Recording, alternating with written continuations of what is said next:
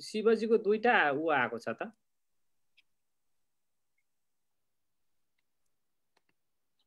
महेशजी सञ्चालन गर्नुहोस्। नमस्कार। यी नेपाल खबर हेरेर बसिरहनु भएका संसारभरका दाजुभाइ तथा दिदीबहिनीहरूलाई हार्दिक स्वागत र नमस्कार टक्र्याउँदछौँ। अहिले हामी डेनमार्कको कोपनहेगनबाट यो प्रत्यक्ष लाइभमा जोडिएका छौँ।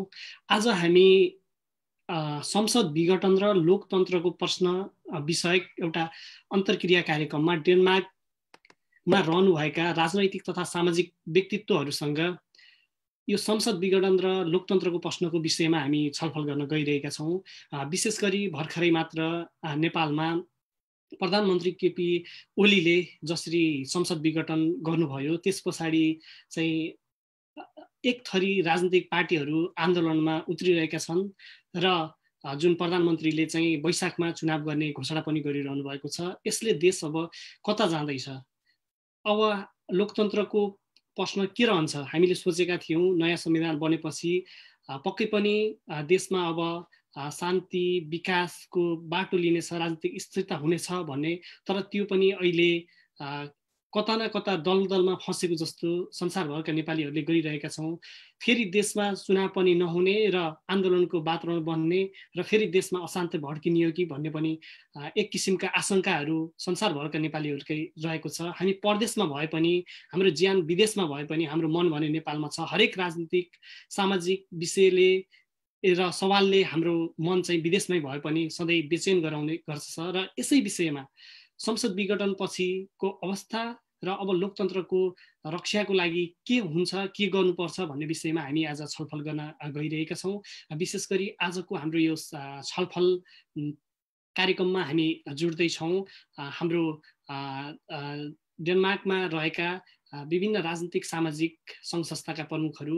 त्यहाँ हुनुहुन्छ प्रवासी नेपाली एकता मञ्च डेनमार्कका संयोजक उदयराज गौतम, त्यसै गरी नेपाली जनसम्पर्क समिति डेनमार्कका सभापति वीरेन्द्र सिंह कार्की, त्यसै गरी तत्कालीन ओएनयुएफ अर्थात् प्रवासी नेपाली मञ्चका अध्यक्ष तत्कालीन अध्यक्ष पूर्व अध्यक्ष कृष्ण पौडेल, त्यसै गरी पूर्व अध्यक्ष प्रवासी नेपाली एकता मञ्चका शिव चापागाई र त्यसै गरी विवेकशील साझा सद्भाव समूह डेनमार्कका संयोजक प्रभात किरण। हामी पाँचजना व्यक्तिहरूसँग हामी यो विषयमा संसद विघटन र लोकतन्त्रको प्रश्न विषयमा आज हामी छोटो छलफल गर्न गइरहेका छौँ।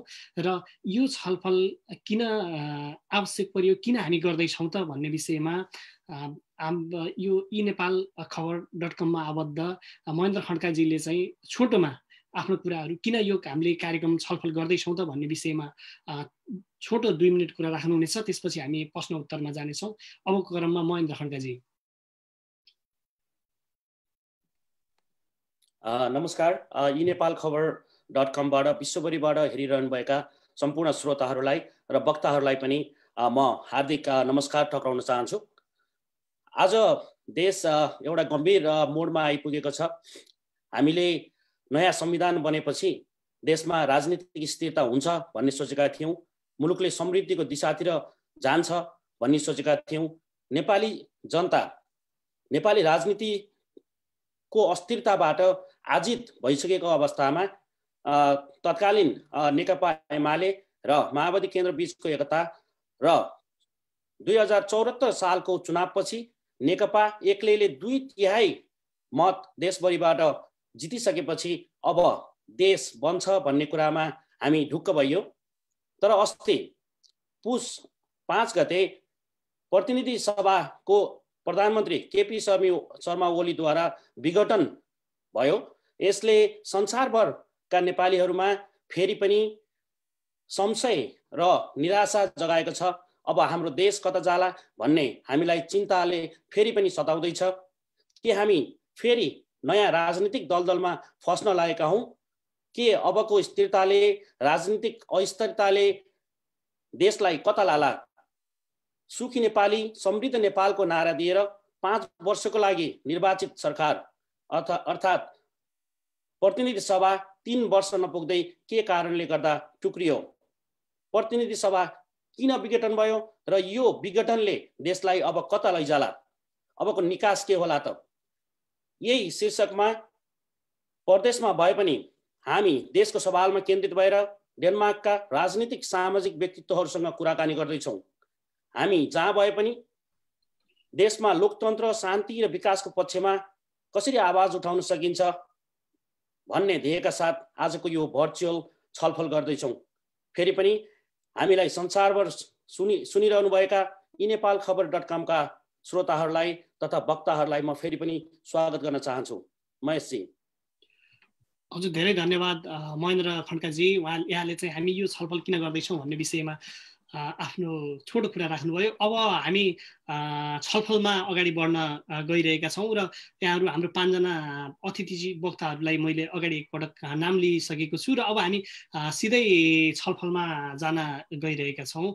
यो संसद विघटन र लोकतन्त्रको रक्षा विषयक आजको यो अन्तर्क्रियामा मैले सुरुमा हाम्रो कृष्ण पौडेल सरबाट सुरुवात गर्न चाहे। कृष्ण सर सुन्दै हुनुहुन्छ? हजुर, सुन्दैछु।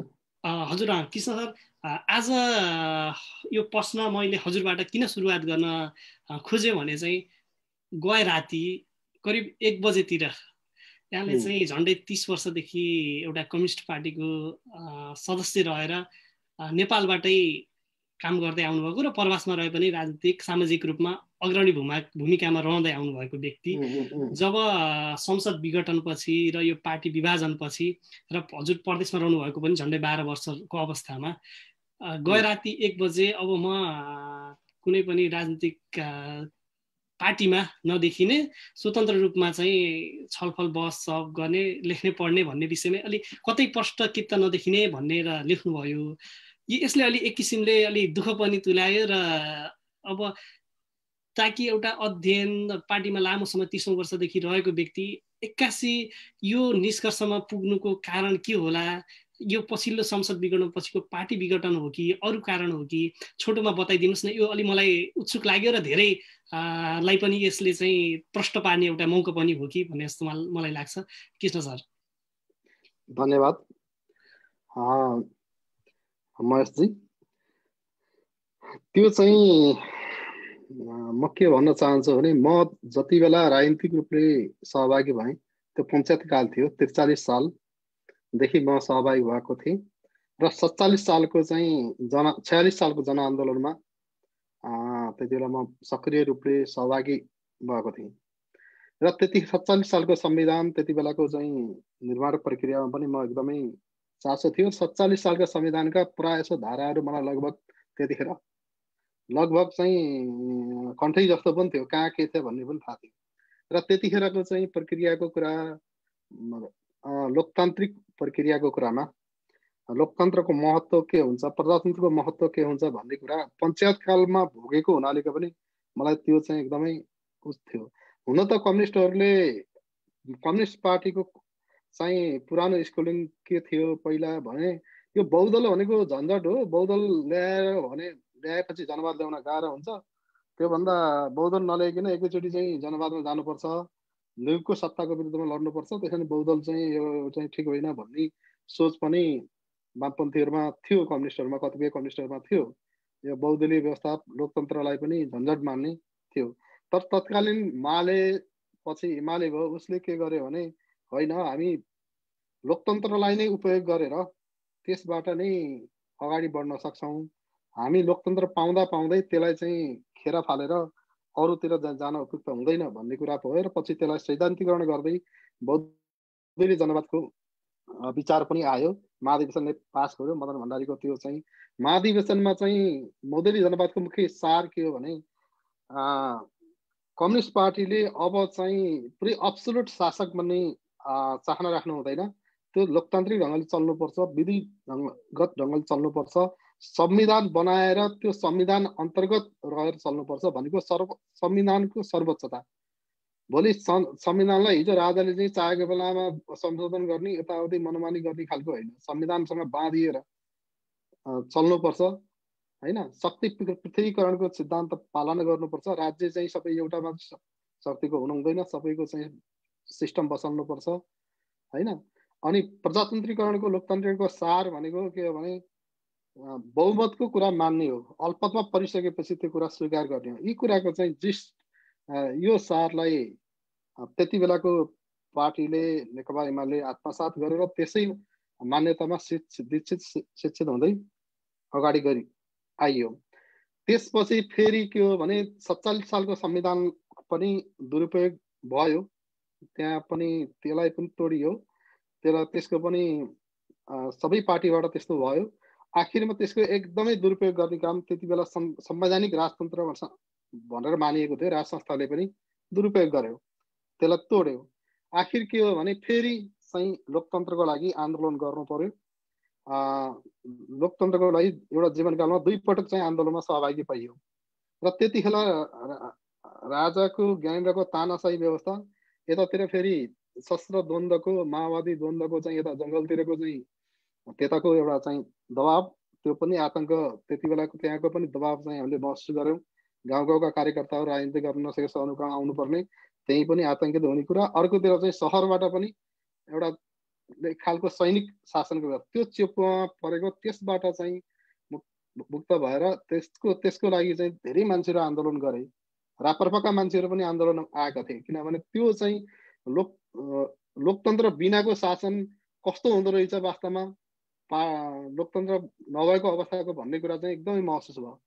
त्यसपछि लामो प्रक्रियापछि यो संविधान आएको थियो। हुन त यो संविधानको धेरै कुराहरू चाहिँ अलिकति मिलाउनु पर्ने छ, अब चित्त नबुझेको कुराहरू छन्, तैपनि आइसकेपछि यसको मर्म, यसको चाहिँ एउटा चाहिँ पालना गर्नुपर्ने हुन्छ, ल्याएकाहरूले चाहिँ संरक्षण गर्नुपर्ने हुन्छ।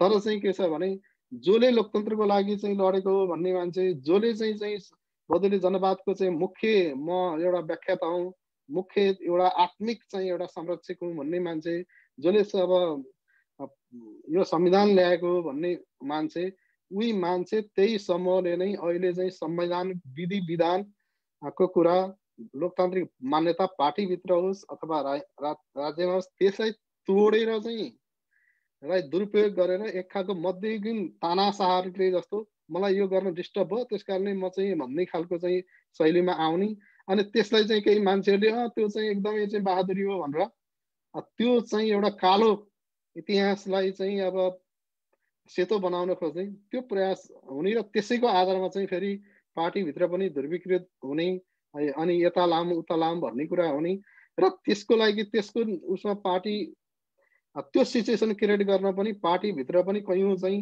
अन्य पक्षले पनि लोकतान्त्रिक मान्यता नर्म्सलाई चाहिँ अलिकति एउटा त्यसलाई चाहिँ खेलवाड गरेको चाहिँ महसुस गरेँ, विशेष गरी यता प्रचण्ड माधव नेपाल पक्षमा पनि।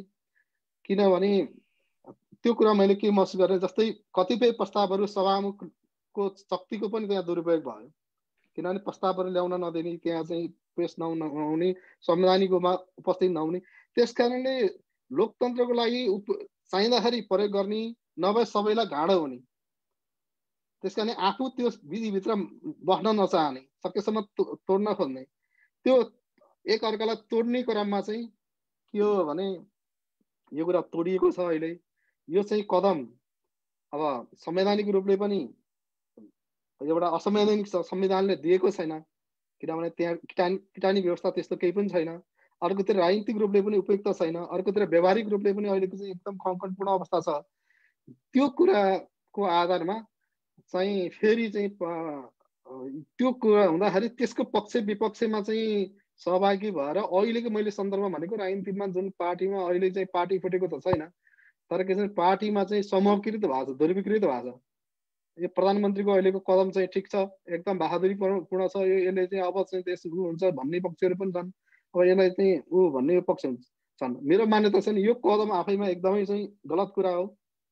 पार्टीभित्रको चाहिँ ऊ छ भन्दैमा कुनै बाध्यता पर्यो भनेर यो गर्न मिल्दैन। पार्टीभित्रको समस्या, समूहको समस्या, आफ्नो समस्या, अरूको सरकारको विषय छैन, होइन। र आफ्नो समूहभित्र समस्या पर्यो भनेर देशलाई, जनतालाई बोझ बोकाउनु मिल्दैन। चुनाव आफैमा राम्रो कुरा हो, तर जुनसुकै बेलामा पनि चुनावमा जाने कुरा उपयुक्त होइन।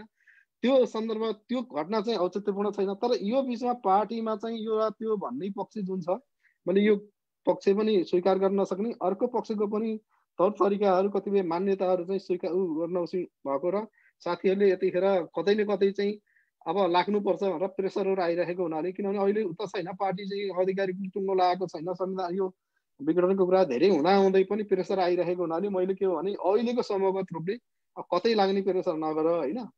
अब सर भर्ना अब चाहिँ मैले एकैछिनमा भने के अरे मैले छोटोमै एन्सर चाहेँ। अब हजुरले यो गलत हो कदम होइन संवैधानिक छैन भनिसकेपछि त यसको भन्ने मात्र कि भौतिक रूपमै कतै कतै देखिएरै यसको चाहिँ लोकतन्त्र रक्षाको लागि या त संवैधानिक मार्ग प्रशस्तको लागि कुनै न कुनै किताबमा देखिनु पर्दैन र सर के लाग्छ छोटोमा भनिदिनु सर। त्यो के हो भने यसको विरोधी किताबमा त हो नि, यो कदमको विरोधी किताब हो, तर भित्रको गुटहरूको कुनै किताब होइन भने मात्रै हो। ए भनेपछि अहिले कतै नदेखिने तर भविष्यमा निकट भविष्यमै कतै न कतै त देखिने होइन। त्यो भित्र पार्टीभित्रको अहिले गुटगत ध्रुवीकरण छ, त्यो गुटहरूको किताबमा चाहिँ नदेखिने, यता नगर्ने। तर यो घटना यो चाहिँ जुन इस्यु आएको छ यसको चाहिँ विपक्षी किताबमा घट्ने भौतिक रूपले जाने।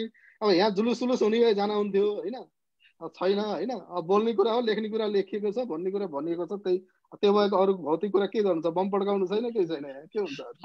हस् धन्यवाद। अब महेन्द्रजीले सोच्नुहुन्छ। हजुर हजुर धन्यवाद। अब म अर्को प्रश्न हाम्रो शिव चापागाई ज्यूलाई म सोध्न चाहन्छु। जनताले 5 वर्षको लागि भनेर नेकपालाई 2/3 दिएका थिए र नेकपा भित्रको आन्तरिक किचलोको कारणले गर्दा अथवा प्रधानमन्त्रीलाई काम गर्न नपाएको भन्ने उहाँको जुन जिकिर छ त्यो जिकिरको कारणले गर्दा आज 3 वर्ष नपुग्दै संसद विघटन भएको छ। यो संसद विघटनलाई तपाईले कसरी हेर्नु भएको छ?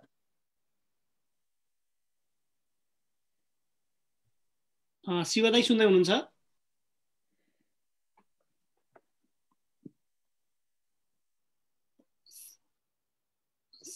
शिवदाईको चाहिँ म्युट भयो, अनम्युट। हजुर भयो हैन त। सर्वप्रथम सबैजनालाई नमस्कार फेरि पनि, र नयाँ वर्षको अङ्ग्रेजी नयाँ वर्षको शुभकामना। तपाईहरु दुईजनालाई जुन यो अवसर जुटाइदिनु भयो, महेन्द्रजी र महेशजी, तपाईहरुलाई धन्यवाद यसको लागि।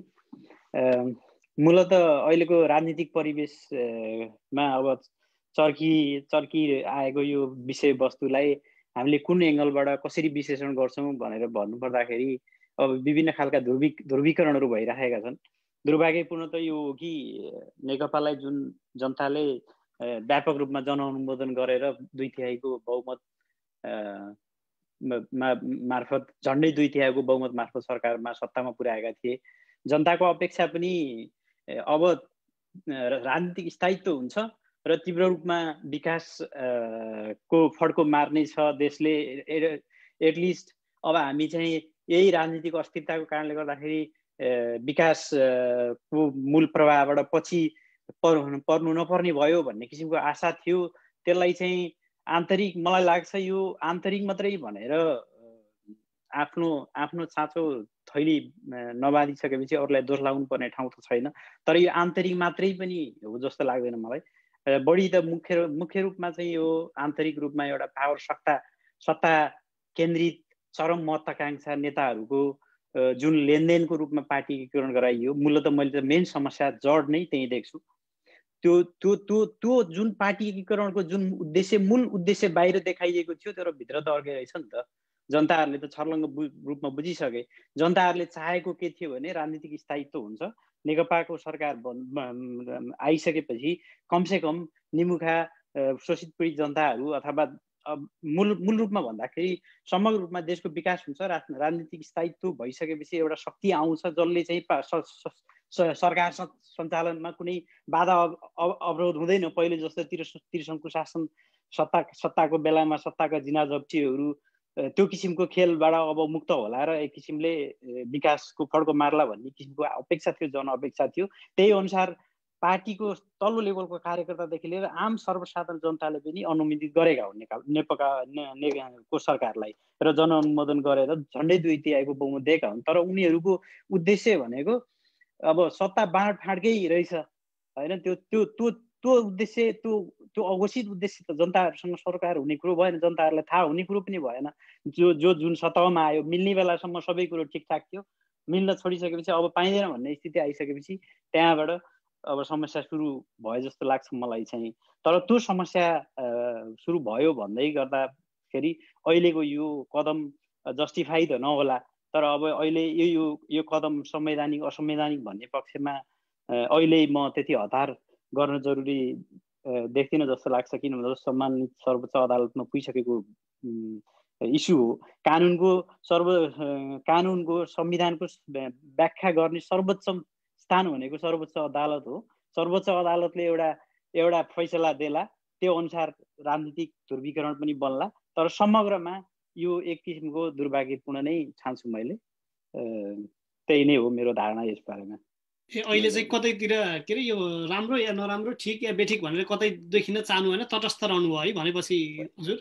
यो तटस्थै भन्दा पनि अब के हुन्छ भने ध्रुवीकरण भइरहेको छ समग्रमा। सकारात्मक भन्दा नकारात्मकै ध्रुवीकरण देख्छु मैले। किन भन्दा ध्रुवीकरणले कहिले कहिले यो डिस्ट्रक्सन अझ तल्लो अझ अधोगतिको परिवर्तन ल्याउने हो कि परिवर्तन भएको जहिले पनि उच्च स्तरको हुनुपर्ने हो होइन। यसले चाहिँ त्यो किसिमको सम्भावना हुन्छ कि भन्ने किसिमको डर पनि छ। तर मलाई लाग्छ त्यो पनि हुँदैन। सर्वोच्च अदालतले एउटा जस्टिफाई गर्ला यो इस्युलाई, अनि त्यसपछि अगाडि बढ्ला र पार्टी एकता अझै पनि कायम होस् भन्ने पक्षमा अब आम सर्वसाधारण जस्तै म पनि छु। ए ल हस्, धन्यवाद शिव चापागाई। अब चाहिँ म उदयराज गौतम सरसँग जान चाहेँ। उहाँ चाहिँ यो नेकपा र को प्रवासको डेनमार्कको विशेष गरी प्रवासी नेपाली एकता मञ्च डेनमार्कको अहिलेको संयोजक पनि हुनुहुन्छ। उहाँसँग म जान चाहेँ। उदय सर सुन्दै हुनुहुन्छ? म यही हामी पहिलो लाइनकै हामी प्रश्नमा छौँ।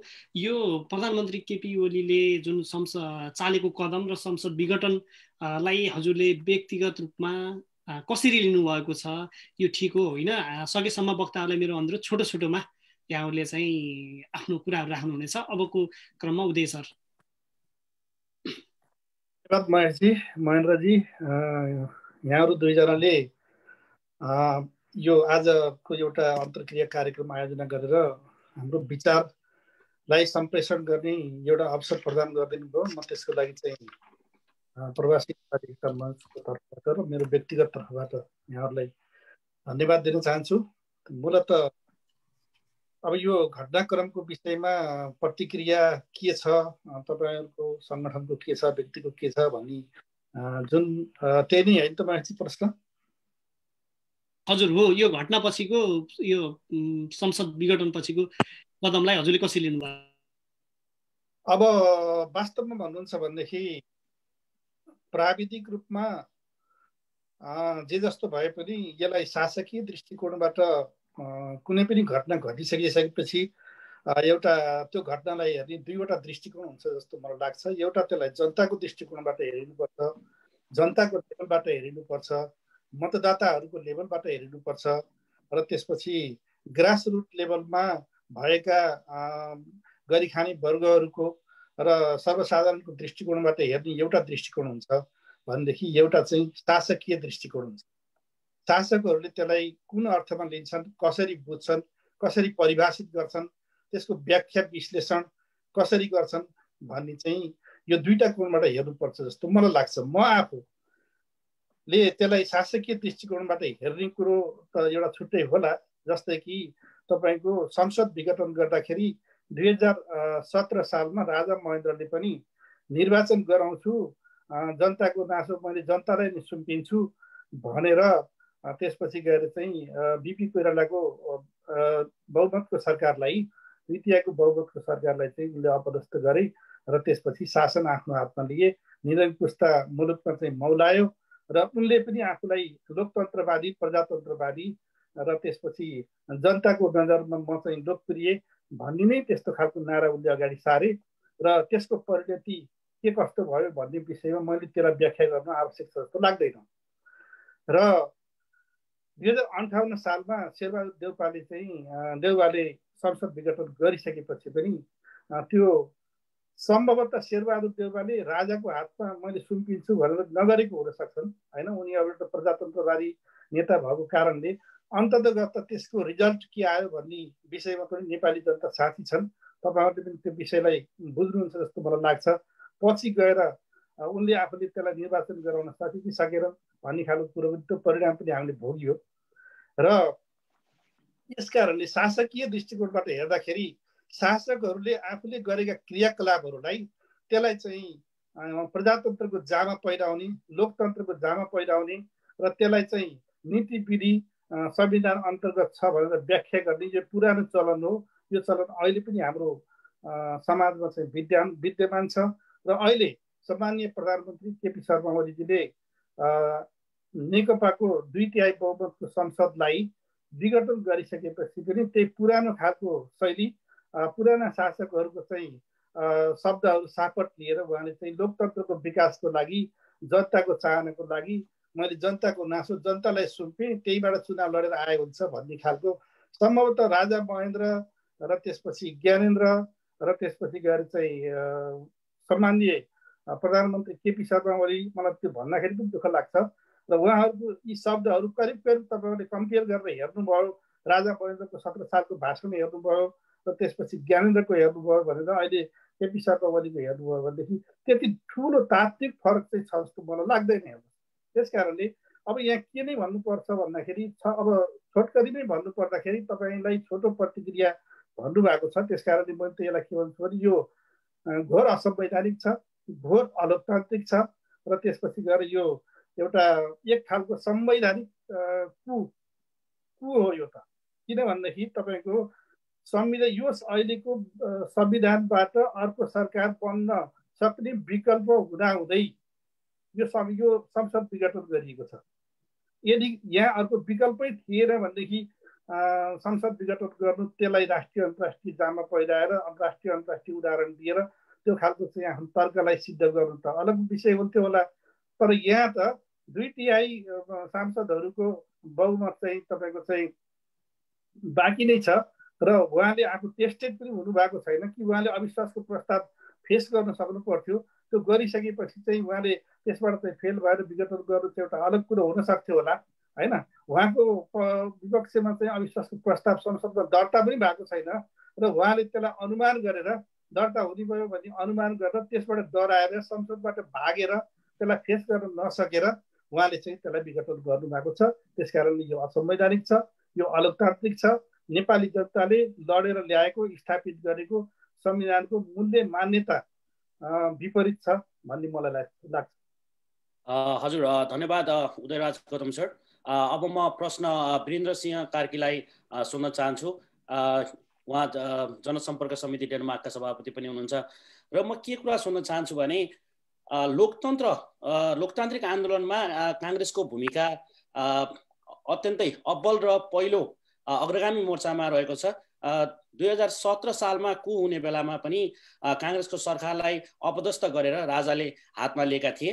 त्यस्तै चाहिँ 59 सालमा पनि अहिले तत्कालीन प्रधानमन्त्री शेरबहादुर देउवाले संसद विघटन गर्नको लागि राजालाई चाहिँ संसद बुझाउनु भएको थियो र आज संयोगले पनि र चाहिँ उहाँ नेपाली काङ्ग्रेसका सभापति पनि हुनुहुन्छ र यो अवस्थामा एक अर्थले चाहिँ अबको राजनीतिमा आफ्नो उदय हुन सक्ने सम्भावनालाई काङ्ग्रेसले चाहिँ त्यस्तो रूपमा लिएको छ कि यो लोकतन्त्रको प्रश्नको लागि संसद विघटनलाई काङ्ग्रेसले कसरी लिएको छ? धन्यवाद मोहनजी। साथै हाम्रो महर्षिलाई पनि जुन कुरा चाहिँ आजको यस संसद विघटन र प्रधानमन्त्रीद्वारा चालिएको यस कदमको विषयमा चाहिँ जुन कार्यक्रम राखेर चाहिँ मलाई चाहिँ आफ्नो धारणा राख्ने अवसर दिनुभयो, यसको लागि धन्यवाद। सर्वप्रथम त अब हामीले कसरी पनि बुझ्नुपर्छ भनेदेखि यो जुन अहिले प्रधानमन्त्रीद्वारा संसद विघटन भयो, यो संसद विघटनलाई एउटा राजनीतिक पाटोबाट हेर्दाखेरि व्याख्या र अर्को एउटा संवैधानिक पक्ष, दुईटा पक्षबाट व्याख्या गर्न सकिन्छ। नेपाली काङ्ग्रेसले त स्पष्ट रूपमै भनेको छ र हामीले पहिले सबैभन्दा पहिले प्रधानमन्त्रीले संसद विघटन गर्दाखेरि संविधानको धारा 76 को 1, 7 र 85 चाहिँ अन्तर्गत चाहिँ संसद विघटन गरिएको छ भनेर चाहिँ उहाँले चाहिँ संसदलाई विघटन गर्नको लागि राष्ट्रपतिकोमा सिफारिस गर्नुभएको छ। र हामीले नेपाली काङ्ग्रेस पार्टीले चाहिँ प्रष्ट रूपमा के हेरेको छ भने नेपाली काङ्ग्रेस पार्टी एउटा नेपालको परिप्रेक्ष्यबाट हेर्ने हो भने एउटा प्रजातन्त्रको जननी हो, एउटा लोकतन्त्रको पक्षधर र एउटा व्यापक जनाधार भएको पार्टी हो।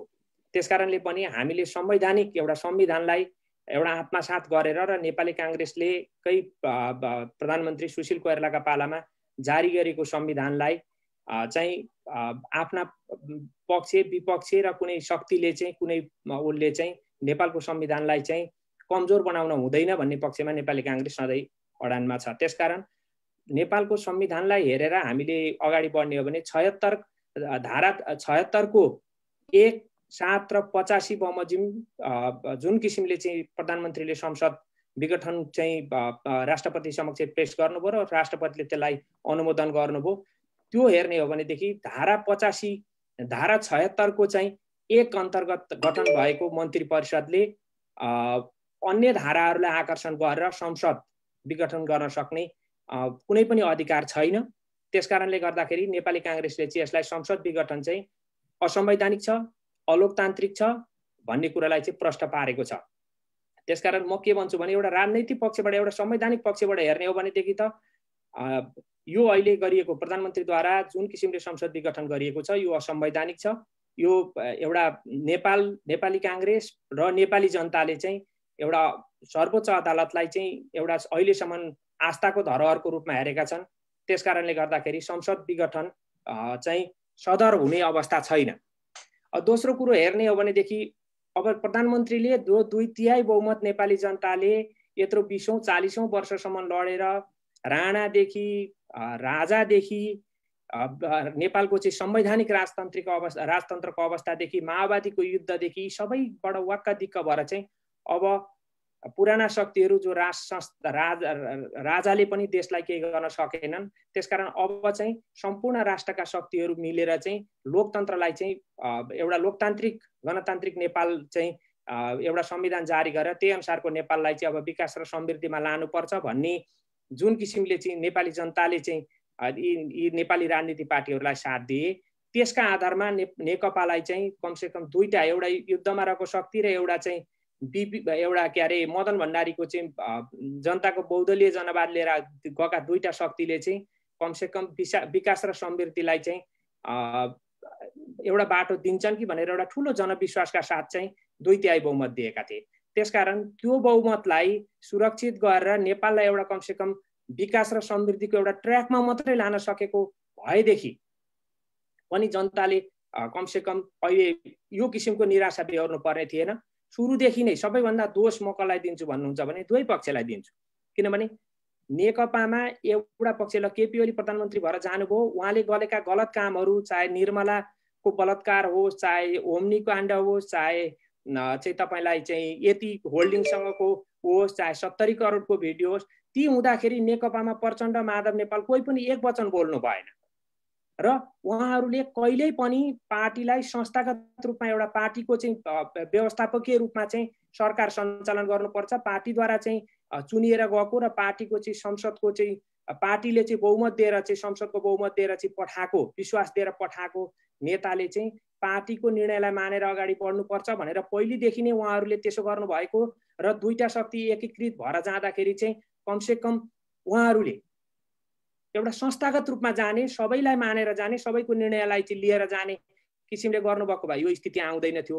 प्रचण्ड र केपी ओली मिल्दाखेरि त्यतिखेर कसैलाई पनि उहाँहरूले देख्नु नै भन, जे भनौँ प्रचण्ड र केपी ओली दुईजना मिल्नु भइसकेपछि सबै मिल्यो र त्यसलाई सबै कार्यकर्ताहरूले नि ताली पड्काउँदै जानुभयो र अन्ततोगत्तो उहाँहरू दुईजना नमिल्दाखेरिको यो विग्रह हो। त्यसकारण यो गैर लोकतान्त्रिक छ, यो संविधान सम्मत छैन र यो नेपाली जनताले 20औं वर्षदेखि चाहिँ भोगिरहेको यो पीडामा कुनै पनि हालतमा मलम लाउने काम भएन। यसले चाहिँ झन् नेपाललाई चाहिँ अस्थिरताको भुमरीतर्फ लिएर जाने अवस्था छ। त्यसकारणले गर्दाखेरि म चाहिँ के भन्छु भन्नुहुन्छ भने यो नेपालको संविधान र जनआकांक्षा अनुरूपको चाहिँ यो जुन प्रधानमन्त्रीद्वारा चालिएको कदम चाहिँ संवैधानिक छैन जस्तो लाग्छ मलाई। हजुर, धन्यवाद वीरेन्द्र सिंह कार्कीज्यू। अब यो हाम्रो पहिलो चरणकै प्रश्नमा हामी जाँदैछौँ विवेकशील साझा सद्भाव डेनमार्कका संयोजक प्रभात किरणसँग। यो उहाँहरूको पार्टी भर्खरै उदाउँदै गरेको पार्टी, एउटा लोक कल्याणकारी राज्यको र डेमोक्रेट लाइनसहित आएको पार्टीको सवालमा र उहाँको व्यक्तिगत सवालमा धारणामा के लाग्छ यो संसद विघटन पछिको अवस्थालाई कसरी हेर्नुभएको छ प्रभात किरणज्यू यो अबको क्रममा? धन्यवाद। एक त म पोइन्ट कुरा गर्न चाहन्छु। म जे कुरा बोल्छु यो म पार्टीको आधिकारिक कुराहरू बोल्दिनँ, किनभने पार्टीले आधिकारिक रूपमा एउटा विज्ञप्ति नै निकालेर यो चाहिँ प्रधानमन्त्रीलाई संसद विघटन गर्ने अधिकार 2072 सालको संविधानले दिएको छैन भनेको छ र यो पूर्व वक्ता एकजना साथीले पनि भनिसक्नु भएको छ, शिव चापागाईले कानुनको व्याख्या गर्ने हैसियतको मान्छे हामी होइनौँ। र अनि मैले जोड्न खोजेको कुरा के हो भने यहाँ हामीले यो लोकतन्त्रमाथि नै बहस चलाइरहँदा हामी लोकतन्त्रको पक्षमा बोल्न सक्ने हैसियतका छौँ कि छैनौँ, त्यो नैतिकता हामीले बचाएर राखेका छौँ कि छैनौँ भनेर सबैभन्दा पहिले हामीले औँला आफूतिर सोझ्याउनुपर्छ। पटक पटक हामीले मान्दै आएका नेताहरूले अब म फेरि नयाँ जनमतमा जान्छु, फेरि म जनताको मत लिन चाहन्छु, कसको के भनेर पाएको मतलाई फेरि उनीहरूको विश्वासमाथि घात गर्दै गइराखेका ठाउँमा उनीहरूले लोकतन्त्र, लोकको शासन गरेका छन् कि छैनन्, त्यो कुरा सबैभन्दा पहिले हामीले फलो गरेका नेताहरूलाई प्रश्न चिन्ह उठाउँ भन्छु। अहिले म एकदम कृष्ण पौडेललाई सेल्युट गर्न चाहन्छु। मैले पढेको रहेनछु उहाँको स्ट्याटस, तपाईँहरूले व्याख्या विश्लेषण गर्नुभयो, खुसी लाग्यो। यो किता छुट्याउने समय हो। यहाँ नीतिको कुरा, नेताको कुरा गर्ने होइन, नेताको नियतमाथि प्रश्न गर्ने कुरा हो। यो तिनै नेता यसो अलिकति साधारण लेमेन पर्सपेक्टिभबाट म कुरा गर्न चाहन्छु। साधारणै सोच्ने हो भने पनि 47 सालको संविधान बनाउँदाका बखत पनि तिनै नेता थिए, अनि फेरि अहिले हाम्रो यो संविधान सभाको बखत पनि तिनै नेता थिए। संविधान सभा पश्चात बनेको 72 को संविधान ल्याउने पनि तिनै नेता थिए। यी नेताले बारम्बार खेल्ने ठाउँ किन राख्छन् र त्यो खेल्ने ठाउँ भएको ठाउँमा भएका कानुनविदहरूले पनि किन कित्ताकाट गर्छन्? प्रश्न त्यहाँनिर हो। यहाँ नेपाली काङ्ग्रेस नेकपाको घरभित्रको आन्तरिक किचलोले यो गतिशील भएको समाजलाई स्थिर राख्न खोज्नु नै देशको दुर्भाग्य हो। त्यो हुनु हुँदैन भन्ने कुरा प्रमुख विषयवस्तु हो। अब यो संविधान विपरीत छ भनेर त ढिलो चाँडो त्यो कानुनविदहरूले व्याख्या विश्लेषण गरिदिन्छन् किन यो असंवैधानिक छ भनेर अहिले एक किताकाले भनिरहेछन् भने अर्को किता पक्षकाले त्यो पनि नेकपा भित्रकै एउटा किता। काङ्ग्रेसले त अब यो दुई पक्षसँग एउटा कुन चाहिँ पक्षसँग मिलेर सत्तामा जाउँ, फेरि राज्य दोहन गरौँ भनेर गरेर बसेको छ। यो लेखेर राखे हुन्छ। कसले मन्त्री बढी दिन्छ, कसले प्रधानमन्त्री दिन्छ, कसले कुन पद मलाई दिन्छ भनेर गरेर बसेको छ। अहिले यो आन्दोलनले पनि त्यही देखिएको छ। अर्को जो चाहिँ अब यो असंवैधानिक भयो भनेर सडकमा जान खोजिरहेको छ, सबै पार्टीहरूलाई लिएर सडक आन्दोलन गर्छु भनिरहेछ। काङ्ग्रेसले स्पष्ट मत जाहेर गरेको छैन। उसले उता ओली पक्ष अर्थात् जुन चाहिँ अहिले सत्ता पक्ष भनौँ, सत्ता पक्षसँग पनि केही बार्गेनिङ गरिराखेको छ भित्रभित्रै। त्यो हामीले थाहा नहुन सक्छ, त्यो बिस्तारै समयले बताउँछ। मैले यहाँ भन्न जोड्न खोजेको कुरा चाहिँ अब जनमत कसकोमा लाने भन्दा पनि यी टेस्टेड मान्छेहरूलाई अब तिमीहरूले विश्राम ल्याऊ भन्ने बेला हो। यो संवैधानिक भयो भएन, अर्थात् म यो किताको फलानाले यो गर्यो त्यसैले म यो पक्षको भन्ने दिन अब नेपालमा रहे जस्तो लागेको छैन। साथीहरूले देश विदेश घुमेर संसार देखेर बुझिसक्नु भएको छ। अझ यहाँ कति नेताहरूले त पोस्टै गरेका छन् बेलायतमा लिखित संविधानै छैन, त्यही पनि हजारौं कानुनहरू बनेका छन्। त्यही कानुनहरूमा टेकेर कुनै पनि पटक बनेको सरकार 5 वर्षभन्दा अगाडि ढलेको छैन भन्ने जस्ता ती इतिहासहरू पनि आफ्ना फेसबुकमा पोस्ट गर्न भ्याइसकेका छन् नेताहरूले। त्यो पनि हेरौँ। अब मलाई खासमा प्रश्न के सोध्नु भएको थियो थाहा छैन, तर यो लोकतन्त्रमाथि बहस गर्ने हामीले त्यो नैतिकता बचाएका छौँ कि छैनौँ, सबैभन्दा पहिले त आफैलाई प्रश्न गरौँ। मैले अहिले चाहिँ त्यति मात्रै भन्न चाहे यो विषयवस्तु। मैले हजुरले सोचेको चाहिँ यो प्रधानमन्त्रीले संसद विघटन गरेको यो हजुरले कसरी लिनु भएको छ, यो जायज छ छैन भन्ने मात्र थियो मेरो क्वेशन। यो अहिलेको यो जायज छ छैन भन्ने कुरामा हामीले अहिले यति मात्रै भन्न सक्छौँ, प्रधानमन्त्रीलाई 72 को संविधानले संविधान विघटन गर्न विशेष अधिकार उपलब्ध गराएको छैन। अब यो कुन कानुनविदले, कुन कित्ताको कुन हनुमान कानुनविदले कसरी व्याख्या विश्लेषण गर्छ त्यो उनीहरूको कुरामा भर पर्ने हो। र त्यो जबसम्म सर्वोच्च अदालतको विश्लेषण आउँदैन, सर्वोच्च अदालतको निर्णय आउँदैन, हामी पब्लिकले कानुनमाथि व्याख्या विश्लेषण गर्नु बेकार छ, wastage of time and effort. म अहिले त्यति मात्रै भन्न चाहन्छु। हजुर धन्यवाद। अब हामी कार्यक्रमको दोस्रो चरणमा आएका छौँ। संसद को विघटनले यो अङ्कुराउँदै गएको नेपाली लोकतन्त्रमा र लोकतान्त्रिक आन्दोलनलाई कस्तो किसिमको असर पुर्याउला, अब देश कस्तो किसिमको चाहिँ बाटोमा जाला, यस बारेमा आफ्नो भनाइ राखिदिनु हुन म उदयराज गौतम सरलाई सोध्न चाहन्छु। सकेसम्म छोटो छोटोमा कुरा राख्नु होला, किनकि हामी वक्ता 5 जना छौँ, रोटेसन गर्दा पनि लामो हुन्छ। छोटो छोटोमा जियो त्यही कुरा राखिदिनु होला सबै वक्ताहरूले।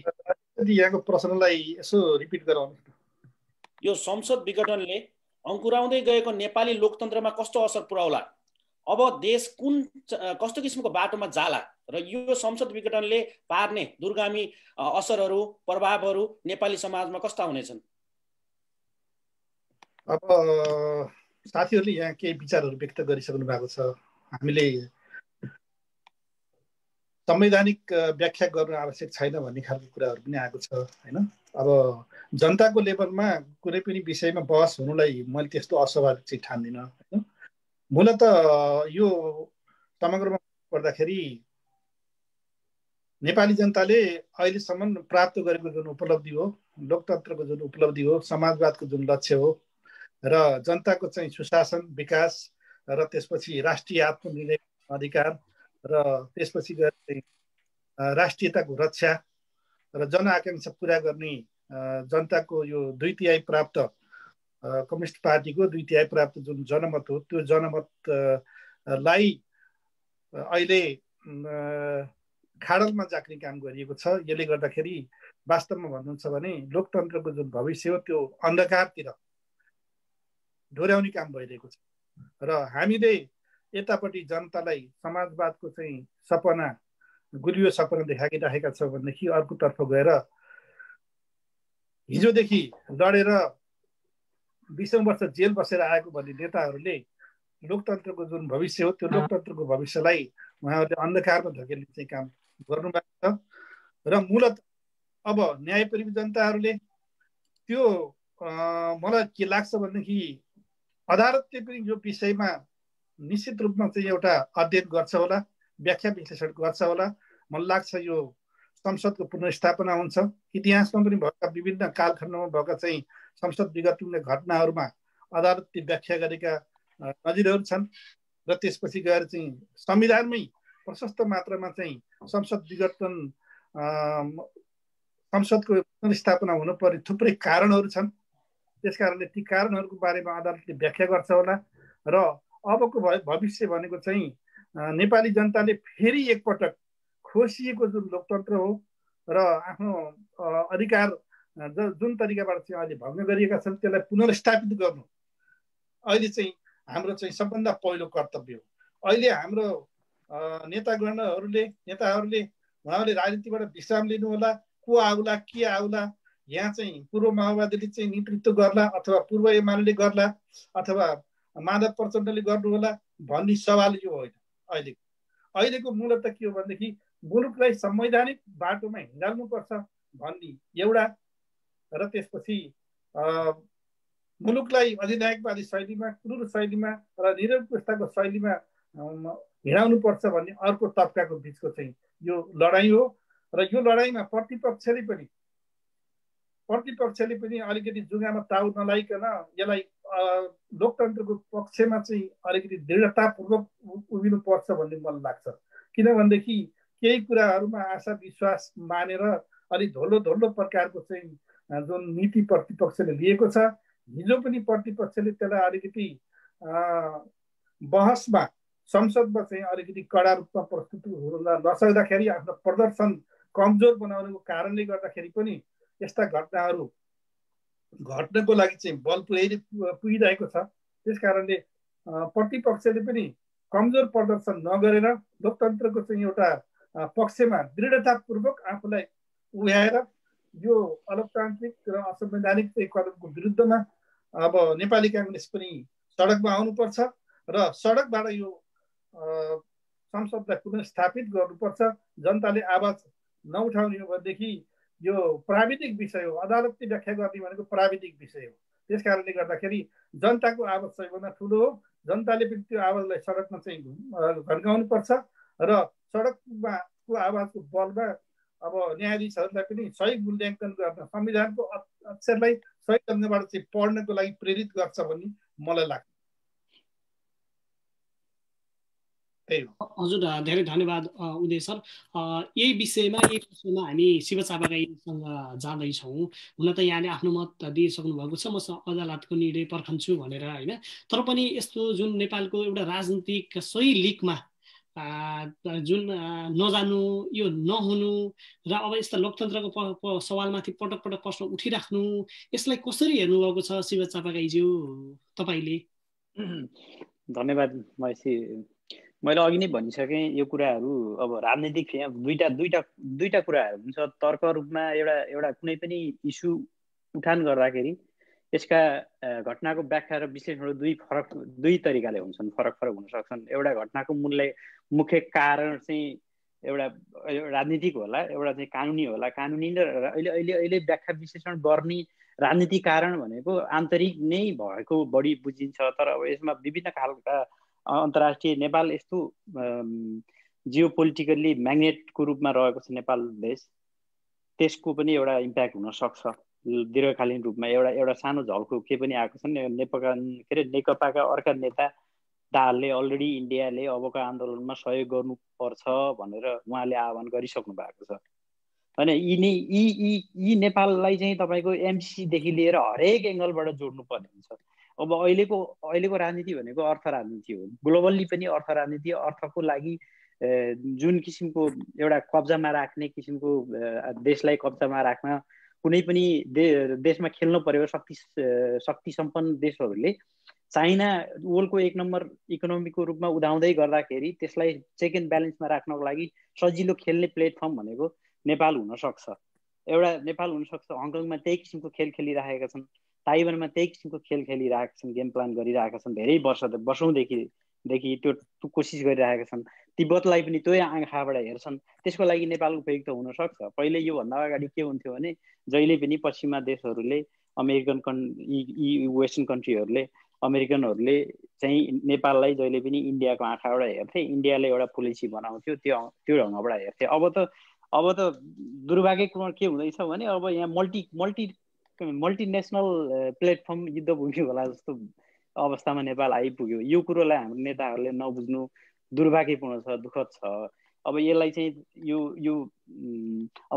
यो संसद पुनर्स्थापना भइहालेछ भने पनि कदाचित चरम दक्षिणपन्थीहरूसँग मिलेर सरकार बनाउने एक किसिमको खेल खेलिनेछ। नेकपाको एकता पनि त्यही अनुसार, त्यही स्पिरिट अनुसार त्यहीँबाटै एउटा अर्को प्रधानमन्त्री आउने नदेखेर नै मलाई लाग्छ यो भएको हो कि यो लङ टर्म विश्लेषणमा यसरी हेर्दाखेरि यी हामीलाई धेरै कुराहरू, राजनीतिका पाटाहरू हामीलाई धेरै थाहा हुँदैन। बाहिर जति देखिएको हुन्छ त्योभन्दा भित्र धेरै पाकिरहेको हुन्छ। त्यही पाकाइ अन्तर्गतकै एउटा नतिजा युरोपमा आइपुग्या होला जस्तो पनि लाग्छ मलाई। एक एङ्गलबाट हेर्दाखेरि म अन्तर्राष्ट्रिय सम्बन्धको एउटा विद्यार्थी भएको नाताले पनि त्यतातिर कहिले कहिले यसो व्याख्या विश्लेषण पनि गर्न मन लाग्छ। ती घटनाक्रमहरू विश्वव्यापी रूपमा देखि पनि रहेका छन्। अब चाइनालाई अर्थतन्त्रबाट वर्ल्डको नम्बर 1 इकोनोमी बन्नबाट रोक्नलाई अमेरिकाले धेरै नै कोसिस गरिरहेको छ, धेरै पहिलेदेखि। अब अहिले चाहिँ धेरै नजिक छ। अब यसको लागि चाहिँ ठुलो च्यालेन्ज चाहिँ अमेरिकालाई अब कोभिडले पनि बनाइदिएको छ। अहिले झन् छिटो अगाडि चाइना अगाडि बढ्ने सम्भावना पनि छ। त्यसको लागि उसले हरेक तरिकाका शक्तिहरू अब उपाय अवलम्बनहरू गर्न सक्छ। त्यसकै परिणति रूपमा पनि एक किसिमको एउटा गेम पनि खेलिएको नि हुनसक्छ। र अर्को एउटा मेन कुरो त मैले अघि नै भनिसकेँ, मुख्य रूपमा हाम्रो आन्तरिक किचलोले गर्दा नै यहाँसम्म ल्याइपुर्याएको हो, खेल्ने ठाउँ दिएको हो। यदि आन्तरिक रूपमा बलियो भइदिएको भए विदेशीहरूले हस्तक्षेप गर्न सक्ने थिएनन्। स्विजरल्यान्ड पनि त ल्यान्डलक कन्ट्री हो। यो किन भन्दा छिमेकीहरू एउटा नेपाल त्यस्तै दुर्भाग्य ठाउँमा छ। छिमेकीहरूले एउटा कोअपरेटिभ सहयोगी भूमिका खेलिदिने, ल्यान्डसँग समुद्रसँग जोडिदिने पारवाहन बाटोहरू सहयोगी र सकारात्मक रूपमा भूमिका खेलिदिएको हुनाले स्विजरल्यान्ड भएको हो। नेपाल पनि त्यो नहुने ठाउँमा छैन, त्यो हुने प्रचुर सम्भावना छ।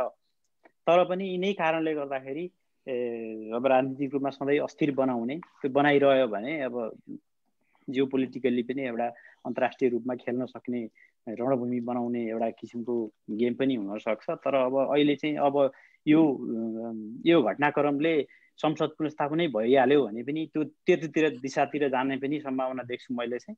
अब यदि रियलाइज हुने हो भने सेल्फ रियलाइजेसन हुने हो भने सम्पूर्ण राजनीतिक पार्टीहरूलाई चुनावमै गएर पनि फेरि चुनावमा रिइलेक्टेड भएर आएर नयाँ किसिमको समीकरणबाट सरकार बनेर राजनीतिक स्थायित्व दिँदा पनि त के फरक पर्छ भन्ने किसिमको पनि लाग्छ होइन। मेरो धारणा चाहिँ अब यो ठ्याक्कै यही भनेर कम्प्लिट रूपमा व्याख्या विश्लेषण गरिरहनु सक्ने स्थितिमा म चाहिँ अहिले छैन। किन सम्मानित सर्वोच्च अदालतमा एउटा विचाराधीन भइसकेको अवस्थामा त्यसले चाहिँ नदिँदै हामीले यो यस्तो इम्प्याक्ट पार्ला भनेर अब व्याख्या विश्लेषण गर्न सकिँदैन। संविधानमा पनि कुन धारामा टेकेर गरिएको देख्छु भने म प्रस्तावनामा के छ भने प्रतिनिधि सभाको आयु 5 वर्षको हुनेछ यदि अगावै संसद विघटन नभएको खण्डमा भन्ने धारामा टेकेर गरिएको पनि हुनसक्छ। अब संवैधानिक व्याख्या गर्ने हो भने सर्वोच्चले पनि त्यही किसिमको ल्याउने पनि हो कि भन्ने किसिमको पनि कुरा आउन सक्छ। अब पुनर्स्थापना गर्यो भने पनि अब नकारात्मक भन्दा सकारात्मक रूपमा सोचौँ भन्ने मात्रै हो। तर लक्षण चाहिँ त्यति राम्रो देखिँदैन, किन भन्दा पावर हङ्गर धेरै भयो हाम्रो पार्टीहरूमा। नयाँ सिराबाट सोच्ने किसिमको नेतृत्व पङ्क्ति पनि आवश्यक देख्छु मैले चाहिँ। हजुर धन्यवाद शिवजी। अब म प्रश्न प्रभात किरणजीलाई सोध्न चाहन्छु। यो संसद विघटनले नेपाली लोकतन्त्रमा कस्तो प्रभाव पार्ला, देश कस्तो किसिमको चाहिँ कुन दिशामा जाला र वैकल्पिक शक्ति भनिएकाहरूले पनि त्यसलाई चाहिँ लोकतन्त्रको प्रश्नलाई कस्तो रूपमा लेलान्। र म एउटा कुरा के पनि भन्न चाहन्छु भने लोकतान्त्रिक व्यवस्थामा जनताले चुनेर नै प्रतिनिधिहरू आउने हुन्। त्यसमा यो गुटको कारणले गर्दा अथवा त्यो गुटको कारणले गर्दा अथवा यी गनाएका नेता अथवा यो त्यति मात्र भनेर के अबको वैकल्पिक राजनीतिले चाहिँ सुख पाउला अथवा अब यो लोकतन्त्रको प्रश्नमा वैकल्पिक पार्टीले चाहिँ कस्तो किसिमको चाहिँ दिशा देखेको छ अब भविष्य? धन्यवाद प्रश्नको लागि। त्यो तपाईँको प्रश्न नै अलिकति गोलमटोल भयो। वैकल्पिक भनेको भनेर लेखेर हुने होइन। हजुर, नेताको संस्कार आचरण नीतिले वैकल्पिक हुने हो। त्यो नेपाली काङ्ग्रेसको पनि नेता वैकल्पिक हुन सक्छ, नेकपाको पनि नेता वैकल्पिक हुन सक्छ। अघि कृष्ण पौडेलले जोडेको कुरा ठ्याक्कै हो, त्यही हो। कम्युनिस्टहरू सुरुमा वैकल्पिक थिए, पञ्चायतको विकल्प थियो, काङ्ग्रेसको विकल्प थियो। त्यसैले उनीहरूलाई जनताले विकल्पको रूपमा हेरेका हुन्। त्यो विकल्प भन्ने शब्द निरपेक्ष छैन, सापेक्षिक छ। हामी यो आधारमा विकल्प भन्छौँ कि हामी जे बोल्छौँ त्यो गर्न चाहन्छौँ। हामी सिद्धान्तको कुरा ठुल्ठुलो गर्ने, त्यही सिद्धान्तले आफूलाई आफ्नै जीवनमा लागू नगर्ने खालको वैकल्प सोचेका होइनौँ। भाषण ठुलो गर्ने, व्यवहार उल्टो गर्ने, हामी त्यसमा विकल्प खोजेका हौँ। अब ठ्याक्कै तपाईँले प्रश्न गरेको म यो अभिमत जनतासँग जानेको कुरा, जनताले कतिचोटि अभिमत दिने? म यो नेकपाको नारा सम्झिन्छु, 9 महिने शासनकालमा अबको नेकपाले लेखेको नारा सम्झिन्छु। अबको सरकार नेकपाको अल्पमतको होइन बहुमतको भने, ल बहुमतको पनि आयो। त्यहाँदेखि अबको सरकार बहुमतको होइन 2 तिहाईको भने 2 तिहाई पनि होइन, भएन। जनताले के गर्ने? नीतिको पनि कमी छैन, नेताको पनि कमी छैन, मात्रै के छ त्यहाँ कमी छ भने नियतको छ। नियत, मैले किन नियत खराब छ भन्ने कुरा अघि भनिसकेँ। चित्रमा नेता भएर हुँदैन, चरित्रमा नेता बन्न सिक्नु पर्यो। जब चरित्रमा नेता, अब अहिले सडकमा गएका नेता हेर्नुहोस् त, जहिले अब चाहिँ राजनीतिमा युवाहरूलाई ल्याउनु पर्छ भनेको छ। तपाईँले त्यसो भनिरहने नेताहरूको उमेर विचार गर्नुभएको छ? देउबालाई दाई दाई भनेर सेल्युट हान्नेहरूले देउबाको उमेर विचार गरेको छ? देउबाले देशको सत्ता बागडोर सम्हाल्ने, मेरो अभिमत जनता एकदम मेरोमा जनाधार भएको पार्टी देशैभरि काङ्ग्रेसमय छ भन्दाखेरि 4 चोटि प्रधानमन्त्री भएर सिन्को नभाँचेको इतिहास त छ होला। हो, विकल्प त्यो आधारमा भनेको। र हामीले बारम्बार भनेका छौँ, अब हामी व्यवस्था परिवर्तनको लडाईँमा साथ दिँदैनौँ। दिनु पर्यो भने पनि यस्तो त्यस्तो इस्युहरू उठ्यो भने, अर्थात् जस्तो मानौ अहिले एउटा सानो सानो जत्थाहरूले उठाइराखेको छ धर्मनिरपेक्षताको विरुद्धमा, राजतन्त्रको पक्षमा, यस्ता कुराहरू इस्यु भयो र हामीले अर्थात् मैले सपोर्ट गरिरहेको पार्टीले बोल्नुपर्ने अवस्था आयो भने हामी जनमत सङ्ग्रह गरेर जनताको सामु लगेर त्यसको निराकरण गर्छौँ, ताकि रातारात गोजीबाट निकालेर कार्यपत्रमा लेखेर त्यसको हामी सोल्युसन दिँदैनौँ भनेर त्यो भनेको छौँ। त्यो अर्थमा हामीले जनमतलाई मान्दैनौँ भनेको होइनौँ। जनमत चाहिएको बेला मान्ने हो, जतिसुकै बेला पनि जनमत जनमत जनमत भन्ने, अनि जनमत गर्ने बेलामा अहिले जनमतको के भयो तपाईहरुलाई म प्रति प्रश्न गर्न चाहन्छु। जनमत भनेको हिजो नेकपाले पाएको 2/3 बहुमत जनमत हो कि होइन? अब के 2/3 जनमतलाई लात हानेर कति तिहाई जनमत चाहियो? कुरा त्यहाँ हो। अब जहाँ तक वैकल्पिक शक्तिले के गर्छ भन्ने कुरा हो, वैकल्पिक शक्तिले जो नै सरकारमा आए पनि, जसरी आए पनि, नेपाल अधिराज्यको संविधानले निर्दिष्ट गरी बमोजिम आउने हो, उनीहरूले जनता समक्ष डेलिभर गर्ने सही किसिमले डेलिभर भएको छ कि छैन, हामीले त्यसमा निगरानी राख्ने हो। किनभने अहिले वैकल्पिक शक्तिको त्यसरी पुरै कायापलट हुने गरी देशभरि माहौल ल्याएर सत्ता नै अर्थात् जुन चाहिँ सरकारले पब्लिकमा पुर्याउनु पर्ने सुविधा डेलिभर गर्ने अवस्थामा पुग्दैन। त्यो हामी एकदम लामो यात्रामा निस्केका हौं। उनीहरूले सही डेलिभर गरे कि गरेनन्, सही डेलिभर गर्नलाई हामीले के गर्नुपर्छ, हामीले कहाँ सहयोग गर्नुपर्छ भन्ने कुरा त्यो हेर्ने कुरा हो।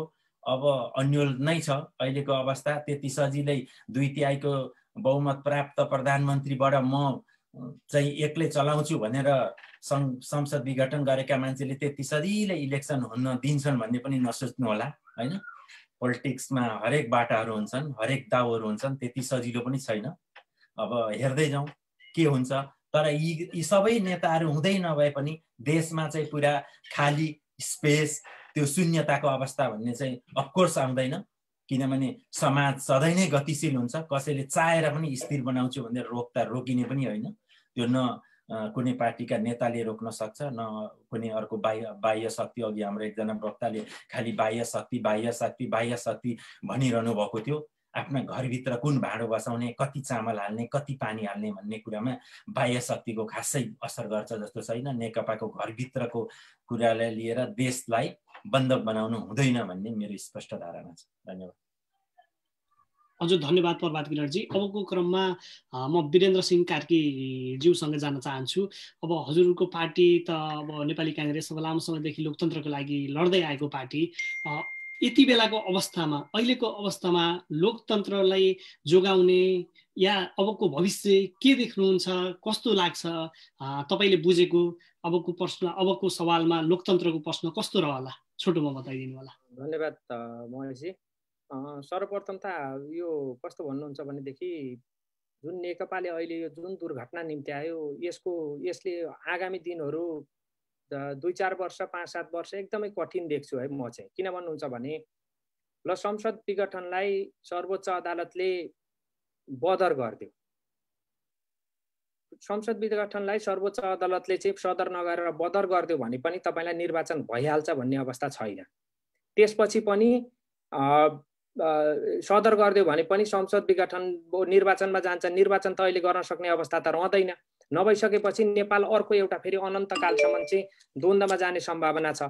अब नेपाल त्यसलाई अहिलेको प्रधानमन्त्रीको संसद विघटन चाहिँ जुन बदर गरेर गयो र अब नयाँ सरकार बन्ने बाटो तिर चाहिँ जानु पर्यो भनेदेखि त तपाईलाई त्यसले पनि त भोलि गएर त बाह्य शक्तिहरूको जुन अघि कुरा नि उठिरहेको छ, डिफ्रेन्ट छिमेकी राष्ट्रहरूको र अन्तर्राष्ट्रिय शक्तिहरूले चाहिँ एउटा नेपाललाई चाहिँ एउटा सामरिक हिसाबले पनि महत्त्वपूर्ण लोकेसनमा रहेको कारणले गर्दाखेरि पनि नेपाललाई त्यो स्थल बनाउन खोजिरहेका छन्।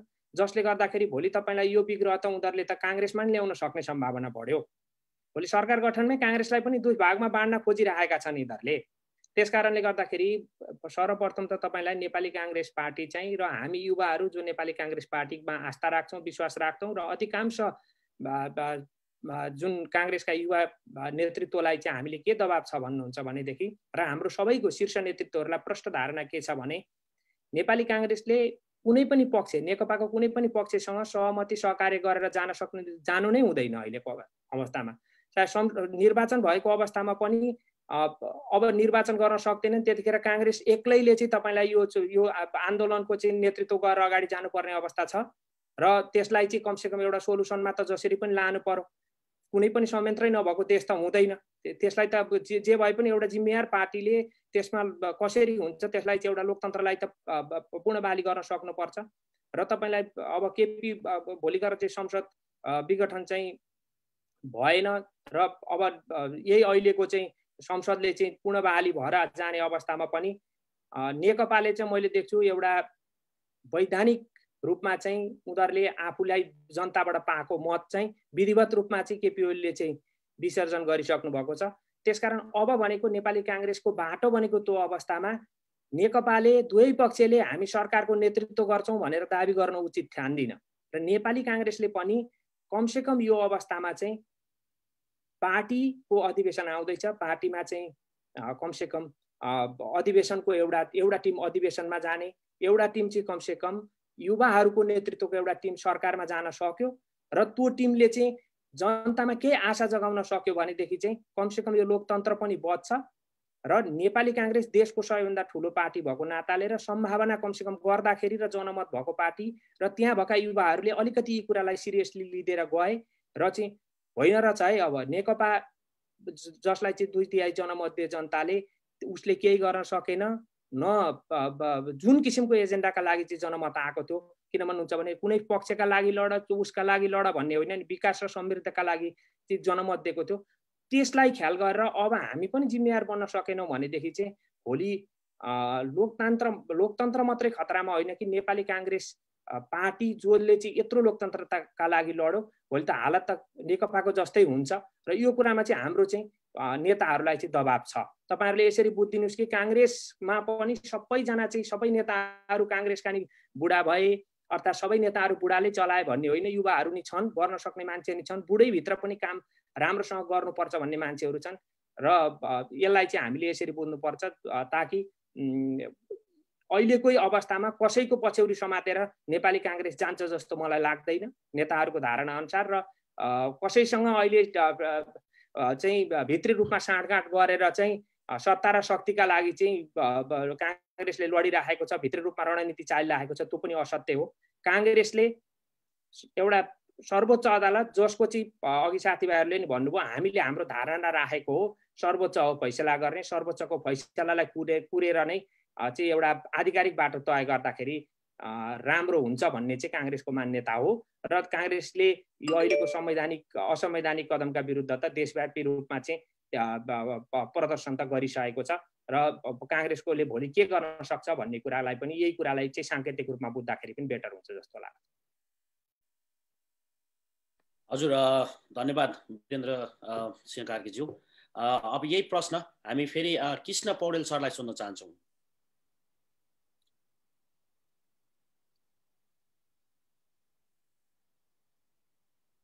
कृष्ण पौडेल सर तपाईँ हुनुहुन्छ? हेलो, प्रश्न एकपटक हजुर संसद विघटनले अङ्कुराउँदै गएको नेपाली लोकतन्त्रमा कस्तो असर पुर्याउला, यसका दूरगामी असरहरू कस्ता रहलान् र देश कुन दिशातर्फ जाला? ठिक छ, फेरि धन्यवाद। मैले त्योभन्दा अगाडि चाहिँ अघि साथीहरूले के हो भने अदालतमा गएको यो संविधानको विषय संवैधानिक छ कि छैन भन्ने त अदालतले भन्ने कुरा हो, हामीले कानुन व्याख्या गर्ने कानुन गर्ने भन्ने कुरा हाम्रो काम होइन, वकिलहरूको भन्ने कुरा गर्नुभयो। त्यो चाहिँ कस्तो हो भने कानुन बनाउने चाहिँ जनताले हो, जनप्रतिनिधिहरूले हुन्छ र संविधान पनि जनताले जनप्रतिनिधिले बनाएको हुन्छन् र कानुन जनताकै लागि, नागरिकको लागि, देशको लागि हो। त्यसैले कानुन कस्तो हो, त्यसको प्रयोग कस्तो हुन्छ, भइरहेछ के छ बुझ्ने र त्यसको बारेमा धारणा बनाउने काम जनताले जरुर गर्नैपर्छ। अदालतले त्यो कानुन बमोजिम भएको छ कि छैन के छ भनेर निर्णय दिने कुरा हो र अदालतका कयौँ फैसलाहरू पनि चित्त बुझ्ने नबुझ्ने कुरा चाहिँ हुनसक्छ, त्यसका टिका टिप्पणी भएका छन् अहिलेसम्म होइन। त्यस कारणले गर्दाखेरि चाहिँ यसबारेमा त्यसबारेमा सन्तुष्ट छ कि छैन, जुन प्रधानमन्त्रीले गरेको दाबी अनि हेलो हजुर सर हामी सुनिरहेछौँ। हजुर, अनि दाबी प्रति कसैको सन्तुष्टि छ कि छैन होइन, त्यसप्रति चित्त बुझ्छ कि बुझ्दैन भन्ने कुराको चाहिँ राय टिप्पणी राख्ने र धारणा बनाउने चाहिँ अधिकार अथवा त्यस्तो प्रचलन छ, सबैले वकालत गरिरहेका छन्। त्यो पहिला पनि गर्थे। अब भोलि चाहिँ के छ भने त्यसलाई मान्ने कि नमान्ने कानुनी रूपले अथवा औपचारिक रूपले भन्ने कुरा चाहिँ अदालतले जस्तो फैसला दियो यसलाई मान्यो मानेन भने पनि त्यो अनुसार मान्नुपर्ने हुन्छ, अब पनि जानुपर्ने हुन्छ। त्यो आफ्नो बाटो छँदैछ। अर्कोलाई के कता जान्छ भन्ने कुरा भन्दा नि यो कदम साथसाथै नेपालको जुन राजनीतिक संस्कार कल्चर छ त्यसले कता लाला, कुन दिशातिर जाला भन्ने कुरा त अब के अनुमान गर्छ भने मानव अब हामी एउटा पार्टीभित्र चाहिँ मिल्न सकेन, विवाद मिल्न सकेन, विवाद भयो, एउटा संसद विघटन गर्यो। एउटा पार्टीभित्रको विवादले संसद विघटन गर्ने, पार्टी विवादले गर्दाखेरि चाहिँ भोलि चाहिँ व्यवस्थै विघटन गर्नेतिर जाला। पहिला भयो पनि 47 साल संविधान त पार्टीको विवादले चाहिँ गयो नि त। भोलि चाहिँ विभिन्न समुदाय जनताको विवादले भोलि चाहिँ फेरि देशै चलाउन नसक्ने, देशै कसैलाई बुझाउने भन्नेतिर पनि जान सक्छ। त्यस कारणले हामी चाहिँ मिलेर चलाउन सकेनौँ, आफैमा अन्डरस्ट्यान्डिङ काम गर्न सकेनौँ, हाम्रो चाहिँ यो खालको त्यो कल्चर पद्धति विकास भएन भने त कुनै पार्टी संसद मात्रै होइन देशै चलाउन नसक्ने नेपाली जनताले त्यो सम्पूर्ण दोष के हुन्छ भने त्यहाँको नागरिकहरूमाथि आउँछ के। त्यो नेताहरू पनि छोटो समयको लागि नेता दोषी हुन्छ, तर लामो समय लागि उपयुक्त नेता जन्माउन सकेन, नेता मान्न सकेन, नेता स्वीकार गर्न सकेन भनेर सम्पूर्ण रूपले त्यो समाज त्यहाँको नागरिकहरूमाथि नै त्यो दोष जान्छ। त्यस कारणले गर्दाखेरि यो चाहिँ के छ, पार्टीभित्रको विवाद त आउँछ यतिको, उहाँले चाहिँ पार्टीले चलाउन सकिएन, पार्टीभित्रको त्यत्रो विवाद अलिअलि विवाद त हुन्छ नि, छलफल चल्दैछ, छलफल हुँदा न केही कुरा प्रश्न गरे केही कुरा गरे भन्दै चाहिँ एउटा त्यो विवाद छ त्यसले चलाउन अवरोध थियो भने त संसदीय दलको मिटिङ राख्ने अथवा पार्टीको मिटिङ राखेर गर्ने, बहस गर्ने, छलफल गर्ने अवसर कता आउँथ्यो भने नि फेस गर्ने त्यो चरणसम्म जाने हो। सदनमा कुनै चाहिँ बिल फेर भएको थिएन, बजेट भर्खरै पास भएको थियो, नीति कार्यक्रम पास भइरहेको थिए, कुनै कुरा चाहिँ अवरोध त थिएन, उहाँ आफैले रोक्नु भयो। त्यस कारणले चाहिँ बहस विवादबाट समाधानको गर्ने उपाय हुँदाहुँदै आफू भाग्दै गरेर न्यु खोजी गरेर विघटन गर्ने कुराले यो प्रथाले गर्दाखेरि भोलि व्यवस्था प्रति नै एउटा खतरा आएको चाहिँ झस्केका छन्। र अहिले प्र्याक्टिकली भन्नुपर्दाखेरि यो अस्वाभाविक र शङ्कास्पद ढङ्गले रहस्यमय ढङ्गले यो विघटन भएको हुनाले चुनाव पनि हुन्छ कि हुँदैन। मान्छेलाई लाग्छ कि अदालतमा को प्रति पनि अदालतमा भएका त्यहाँका प्रति पनि कतिपय त फैसला अनेक गर्छन्, त्यहाँ सबैलाई थाहा छ के चाहिँ म्यारिज भनेको चाहिँ जुवा होइन र फैसला गर्ने मान्छेहरू पनि त्यही छन्। त्यो भएको हुनाले त्यहाँबाट अदालतले सही निर्णय गर्छ भन्ने कुरामा धेरै मान्छे आशावादी नहुनु पनि सक्छन्, आशावादी पनि त्यो आफ्नै ठाउँमा छ। भइहाल्यो चुनावमा जाने छ भने चुनाव चाहिँ हुने कुरामा शङ्का छ। यदि चुनाव भएन भने आज केपी ओलीजीले अरू नेताहरूलाई सडकमा लाउनु भने चुनाव भएन भने उहाँ आफै पनि सडकमा आउने स्थिति आउँछ। अब त त्यहाँ त लड्ने भनेको त बाहिर मैदानमा चाहिँ प्रचण्ड माधव नेपालहरू मात्रै छन् र त्यहाँ अरू पार्टी छैन, अरू शक्ति छैन, सबैसँग मिल्नुपर्छ। आज उहाँलाई चाहिँ उक्साउनेहरूले भोलि समेत साथ देलान् र यो शेरबहादुर देउवालाई उक्साएर विघटन गर्दाखेरि कहाँ अलपत्र पारे। त्यस कारणले गर्दाखेरि यो संशय के छ भने वैशाखमा चुनाव अदालतले चाहिँ सदर गरेछ भने पनि वैशाखमा चुनाव हुने सम्भावना एकदमै कम छ, किनभने यो कोभिडको कुरा छ, मुद्दा कहाँसम्म जाँदै जान्छ, समय के हुन्छ, भएन सार्न पर्यो भने पनि यो सरकारको 6 महिना कटेपछि वैधानिकता चाहिँ सकिने स्थिति हुन्छ, राजनीतिक वैधानिकता त्यहाँ आम उसलाई स्वीकार्य हुन्छ कि हुँदैन, भएन भने त्यहाँ फेरि अर्कोतिर संविधान त उहाँले तोड्नुभयो, तोडेपछि उहाँलाई आफ्नो पारेकोले उहाँले तोडेपछि उहाँलाई फ्याँक्न निम्ति तोडिँदैन भन्न सकिँदैन के। त्यो आफूले जोगाउनु पर्ने कुरा आफूले जोगाइएन भने आफूले जुन बाटो बनाइयो खनियो नि, आफूले जुन हतियार परेको नि त्यो हतियारहरू नि आफूप्रति पनि उपयोग हुन्छ। हिजो राजाले चाहिँ राज संस्थाले चाहिँ संविधान तोडेको हुनाले उसलाई बचाइराखेको संविधान ऊ राखेको संविधान चाहिँ फ्याँक्न पर्यो। फ्याँकिएपछि के हुन्छ भने राजतन्त्र गयो। 47 सालको संविधान भएको त राजतन्त्र जान्थेन। त्यस कारण आफूलाई जसले जोगाइराखेको संस्था छ, जुन मूल्य छ, पद्धति भत्काउने मान्छेलाई त्यसले चाहिँ बचाउँदैन। त्यस कारणले गर्दाखेरि यो सबभन्दा के छ भने यो चुनाव हुने कुरा अथवा यो सरकार ढले ऊ भन्ने ठुलो कुरा होइन। सबभन्दा उही एउटा हुन्छ नि काल पल्कियो भन्ने डर भन्ने कुरो। यो काल पल्किएको भनेको संशय चाहिँ फेरि एउटा नेपाली लोकतान्त्रिक आकाशमा कालो बादल मडारिएको जस्तो चाहिँ आइरहेको छ, यो भएको छ, यो चाहिँ फेरि डिरेल भएको जस्तो छ। त्यो चाहिँ अब भोलि चुनाव नै जानुपर्ने स्थिति भयो त चुनावमा जानुपर्ने हुन्छ, किनभने जसरी पनि चुनाव भइदियो भने फेरि ट्र्याकमा आउने सम्म हुन्छ। तर चुनाव हुन्छै हुन्न भन्ने कुराको चाहिँ एउटा परिस्थिति भएको हुनाले र यसमा देशी विदेशी कुरा आएको, देशी विदेशी कुरा छ भने त चुनाव गराउँदैन नि त। चुनाव टार्न त के गाह्रो छ, जे पनि भयो, फेरि द्वन्द्व गराइदियो भयो, फेरि अशान्ति बनाइदियो भयो, विभिन्न गराइदियो भयो, त्यसमा भत्काउन त गाह्रो छैन नि त। शेरबहादुर देउवाले विघटन गरेको चाहिँ उसको चुनाव हुन कति समय लाग्यो होइन।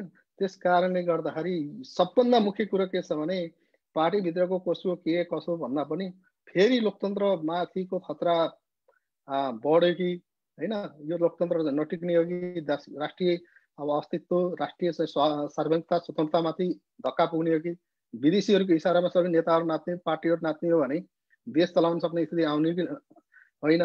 कतिपय ठाउँमा के छ भने पार्टीहरू नमिलेर सल्लाह गरेर सेनालाई सत्ता बुझाएको इतिहासहरू पनि छन् होइन। सेनाले आफैले लिएको कुराहरू पनि छन्, अन्य शक्तिले लिएको छ, विदेशीहरूले चाहिँ गएर सरकार सेना गएर त्यहाँ चाहिँ चलाइदिएको स्थिति पनि छ। त्यस कारणले यो दिशा जुन छ पार्टीको विवादले चाहिँ त्यो चाहिँ फेरि सडकमा आउने कुरा धेरैलाई एउटा तर्साएको छ, त्यही नै हो कुरा। अब मलाई जहाँसम्म छ यो घटनाले गर्दाखेरि घटना चाहिँ शुभ सङ्केतको रूपमा रहेको छैन, त्यही नै हो। हस्, धेरै धन्यवाद कृष्ण सर। हामी तेस्रो चरणमा प्रवेश गर्दैछौँ। यो तेस्रो चरण भनेको अन्तिम हो। हामी चाहिँ सकेसम्म 1.5 घन्टामा कार्यक्रम सघाउने छ। हाम्रो 5 जना वक्ताहरू भएको हुनाले छोटो लामो हुन्छ। अब हामी चाहिँ अन्तिममा छोटो अन्तिममा चाहिँ अब हामी परदेशमा भएका, हामी अब देशको राजनीतिक सामाजिक विषयमा चासो चिन्ता राख्ने व्यक्तिहरू, अब विदेशमै भए पनि एउटा राजनीतिक या सामाजिक रूपमा चाहिँ संस्था सङ्गठन पार्टीका शुभेच्छुक संस्था सहितका हामी व्यक्तिहरू यहाँ छौँ।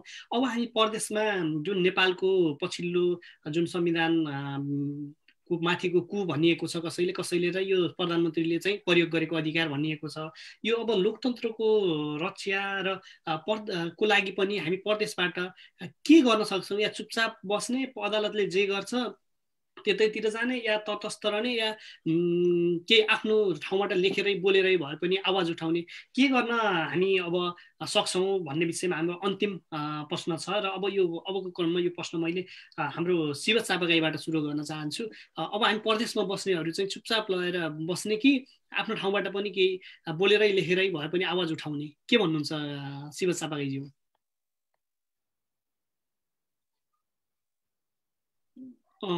शिव चापागाईज्यू सुन्दै हुनुहुन्छ? अनम्युट है, अब आयो? हजुर आयो, ल भन्नुहोस्। हजुर, चुपचाप रहन सक्ने कुरो त कुनै पनि राजनीतिक घटनाक्रमले हामीलाई जसरी पनि छोइरहेको हुन्छ। बिहान उठेदेखि हामी बेलुका सुत्ने बेलासम्म पनि, इभन सपनामा पनि हामी नेपालै देखिरहेका हुन्छौँ भने हामीलाई नछुने, नेपालका राजनीतिक घटनाक्रमहरूले नछुने भन्ने कुरै हुँदैन।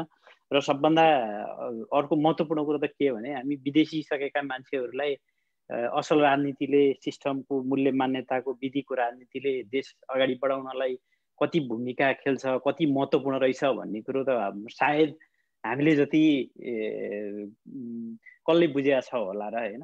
अब यो घटनाक्रम यही हो, हामीहरूले चाहिँ आफ्नो आफ्नो ठाउँमा जुन अब एउटा समस्या के छ भने आफूलाई जे लागेको छ त्यही मात्रै सही हो भन्ने खालको एउटा हाम्रो कल्चर छ। त्यसलाई त्यागेर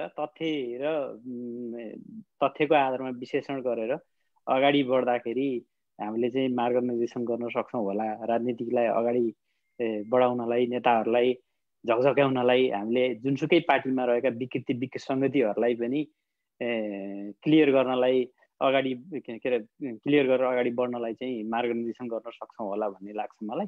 त्यही भएर सकारात्मक भूमिका खेलौँ, अतिरञ्जित चाहिँ कुनै पनि कुरालाई नबनाऊ होइन। अतिरञ्जनाले त्यसलाई चाहिँ कहिले पनि सकारात्मक बाटोमा लाँदैन, कुनै पनि मुद्दाहरूको फर्स्योट राम्रोसँग हुँदैन। अतिरञ्जन नगरिकन त्यसलाई चाहिँ ठिक्क बुझेर, ठिक्क तरिकाले, ठिक्क विश्लेषण गरेर त्यसलाई चाहिँ हामीले घचघचाउँदै गयौँ भने मलाई लाग्छ सकारात्मक भूमिकै खेल्छ। र ग्राउन्डमा हुने आन्दोलनहरूमा त अब भारत प्रवासले जुन भूमिका खेल्दै आएको छ त्यो किसिमको त त्योभन्दा बाहिर बस्ने कन्ट्रीहरूबाट हुँदैन होला होइन, जुनसुकै मुभमेन्टमा पनि। र अरू एङ्गलबाट हामीले चाहिँ सचेतनाको काम गर्न सक्छौँ होला जस्तो लाग्छ मलाई। धन्यवाद शिवजी। अबको प्रश्न आफ्नो अन्तिम क्लोजिङ रिमार्क सहित महेशजीले सोध्नु भएको, देशमा संविधान र लोकतन्त्र रक्षा गर्न हामी चाहिँ प्रदेशबाट के गर्न सक्छौँ अथवा कस्तो किसिमको हाम्रा विचारहरूलाई राख्न सक्छौँ लगायत आफ्ना क्लोजिङ रिमार्क दिनको लागि म प्रभात किरणज्यूलाई आग्रह गर्छु। धन्यवाद। अब क्लोजिङ रिमार्क भन्दा पनि यहाँदेखि हामीले गर्ने खासै त्यस्तो यो अहिलेकै गैर संवैधानिक कदमका लागि त हाम्रो त्यस्तो महत्त्वपूर्ण योगदान हुन्छ र त्यसले प्रभाव पार्छ भन्ने लाग्दैन। तर हामीले प्रवासमा बसिरहँदा पार्न सक्ने प्रभाव भनेको चाहिँ जसले हामीले गरेको समर्थन, हामीले दिएको मत, हामीले दिएको अभिमतलाई दुरुपयोग गरेर यो मेरो जनमत हो भन्दै गलत नियतबाट नेताले प्रयोग गरिराखेका छन्, त्योबाट हामी सचेत हुनुपर्छ। यहाँ हामीले देखेका छौँ, भोगेका छौँ प्रजातन्त्रको असल प्रयास कस्तो हुनुपर्छ, नेताले के गर्नुपर्छ, नेताको इमान्दारिता कुन तहको हुनुपर्छ भनेका बुझेका मान्छेले आफूले कसैलाई समर्थन सपोर्ट गरिरहँदा त्यो सही ठाउँमा गरेको छौ कि छैनौ भनेर सबैभन्दा पहिले आफूले आफ्नो ब्रह्मलाई सोधेर सहयोग गर्ने हो। कुनै पनि राजनैतिक विचारधारा भएको पार्टीमा जोडिरहँदा ती पार्टीका गलत क्रियाकलापलाई यो गलत छ यो सही छ भन्न सकिएन भने हाम्रो हनुमानगिरी यसरी नै रहिरहन्छ। हामी हनुमान नै भइरहन्छौँ र देशमा यसरी नै ती गलत नियत भएका नेताहरूले सत्ताको, शक्तिको, पदको, प्रतिष्ठाको दुरुपयोग गरि नै रहन्छ। मेरो भनाइ यति मात्रै छ। धन्यवाद। हस्, धन्यवाद प्रभात किरणज्यू। अबको क्रम यही प्रश्न कृष्ण पौडेल सरलाई। अब हामी प्रदेशबाट लेखेर बोलेर आफ्नो पक्षधरता या संविधानको पक्षमा आफूलाई उभ्याउने या त तटस्थ रहने या चुपचाप रहने, के भन्नुहुन्छ अन्तिममा छोटो भनाइसहित? कृष्ण पौडेल सर।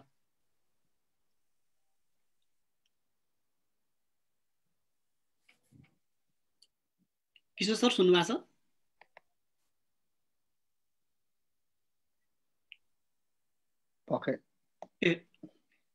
हजुर आयो सर। हजुर हेलो के गर्ने भन्ने कुरा त अब त्यो मान्छेले आफ्नै विवेकको कुरा हो होइन, के गर्ने भन्ने कुरा। हिजो अब 21 भट्टराईको पनि सुन्यो, उहाँले के भन्नुभयो भने यो बारेमा विदेशमा बस्ने साथीहरू चाहिँ सचेत हुनुहुन्छ, मैले यताउता गर्नु सक्नु मैले आग्रह गर्नु जरुरी छैन होइन, त्यो आफूले बुझ्ने कुरा हो भन्ने कुरा हो।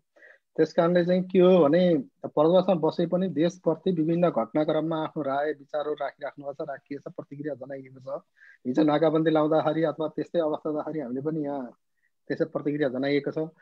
अझै चाहिँ देशमा राजनीतिक सङ्कट आयो, भोलि त्यहाँ चाहिँ अब डेमोक्रेसी गुम्यो केही भयो भने त प्रवासले नै यहाँ लबिङ गरेर के गरेर त्यो गरेका कामहरू पनि छन्। किनभने जब देशमा सङ्कट आउँछ त्यहाँ चाहिँ यो आउँछ प्रवास, भोलि चाहिँ सङ्घर्षको भोलि आधार नै चाहिँ प्रवास बन्ने स्थिति पनि आउँछ होइन। हिजो चाहिँ देशमा चाहिँ कुनै अब निरङ्कुश तानाशाही आयो भने त्यहाँ नेता राजनीतिक पार्टी बचाउने अनेक गर्ने, कतिपय अवस्थामा त सरकारै चाहिँ प्रवासमा बन्ने स्थिति पनि आउँछ, प्रवासी सरकारले बनाएका छन्। त्यस कारणले प्रवासीहरूको सरकार त अब रहिरहन्छ नै। अब यो विषयमा पनि अब आफ्नो प्रतिक्रिया जाहेर गर्ने, किनभने प्रवासमा कुराहरू अब अहिले त सामाजिक मिडियाले त कुन प्रवास कुन घरवास सबैलाई जोडेको छ होइन, त्यो धारणाले चाहिँ प्रभाव पारिहाल्छ। त्यस कारणले आफूलाई गलत लागेको कुराहरू आफ्नो गरेको छ भने त्यो एउटा कर्तव्य हो, आफ्नो विचार सेयर गर्ने, अब टिप्पणी गर्ने, यो लागेको कुराहरू भन्ने। त्यसको रिफ्लेक्सनमा त केही त्यसको आवाज त काउन्ट कतै कतै भइहाल्छ, अरूलाई प्रभाव पार्छन् के हुन्छ।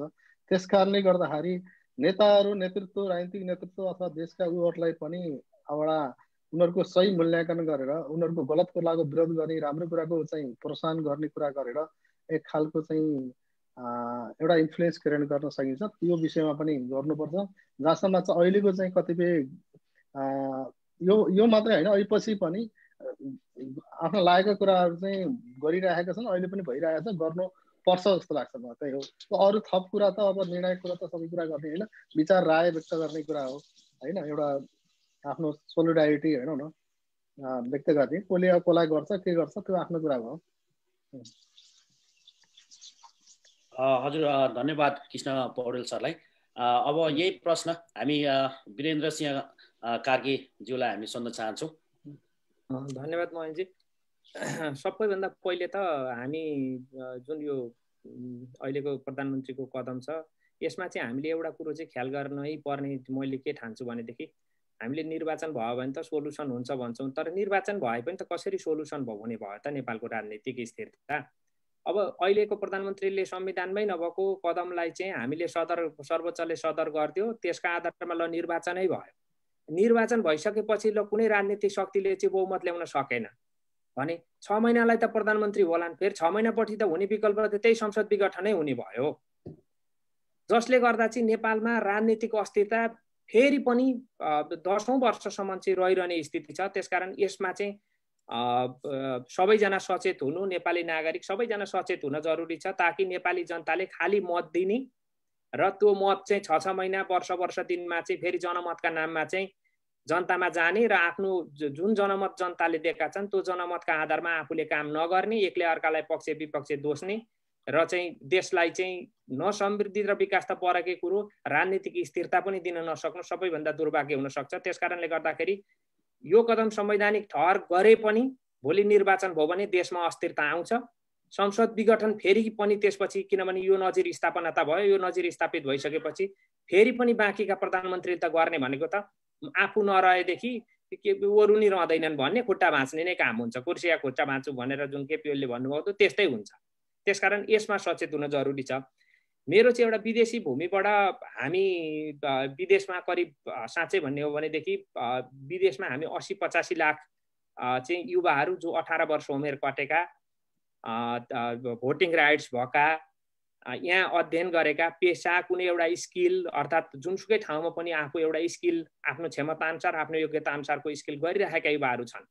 त्यसकारण नेपालका राजनैतिक शक्तिसँग कसैसँग डर छ भने विदेशमा बस्ने ती 80 लाख मान्छे जसमा कसैले पासपोर्ट ल्याएका होलान्, संवैधानिक कारणले गर्दाखेरि भोटिङ राइट्स नहोला, तर 50-60 लाख युवाहरू छन् जसको भोटले चाहिँ अब नेपालको परिवर्तनलाई चाहिँ जस्ता पनि ढाल्दिन सक्छ।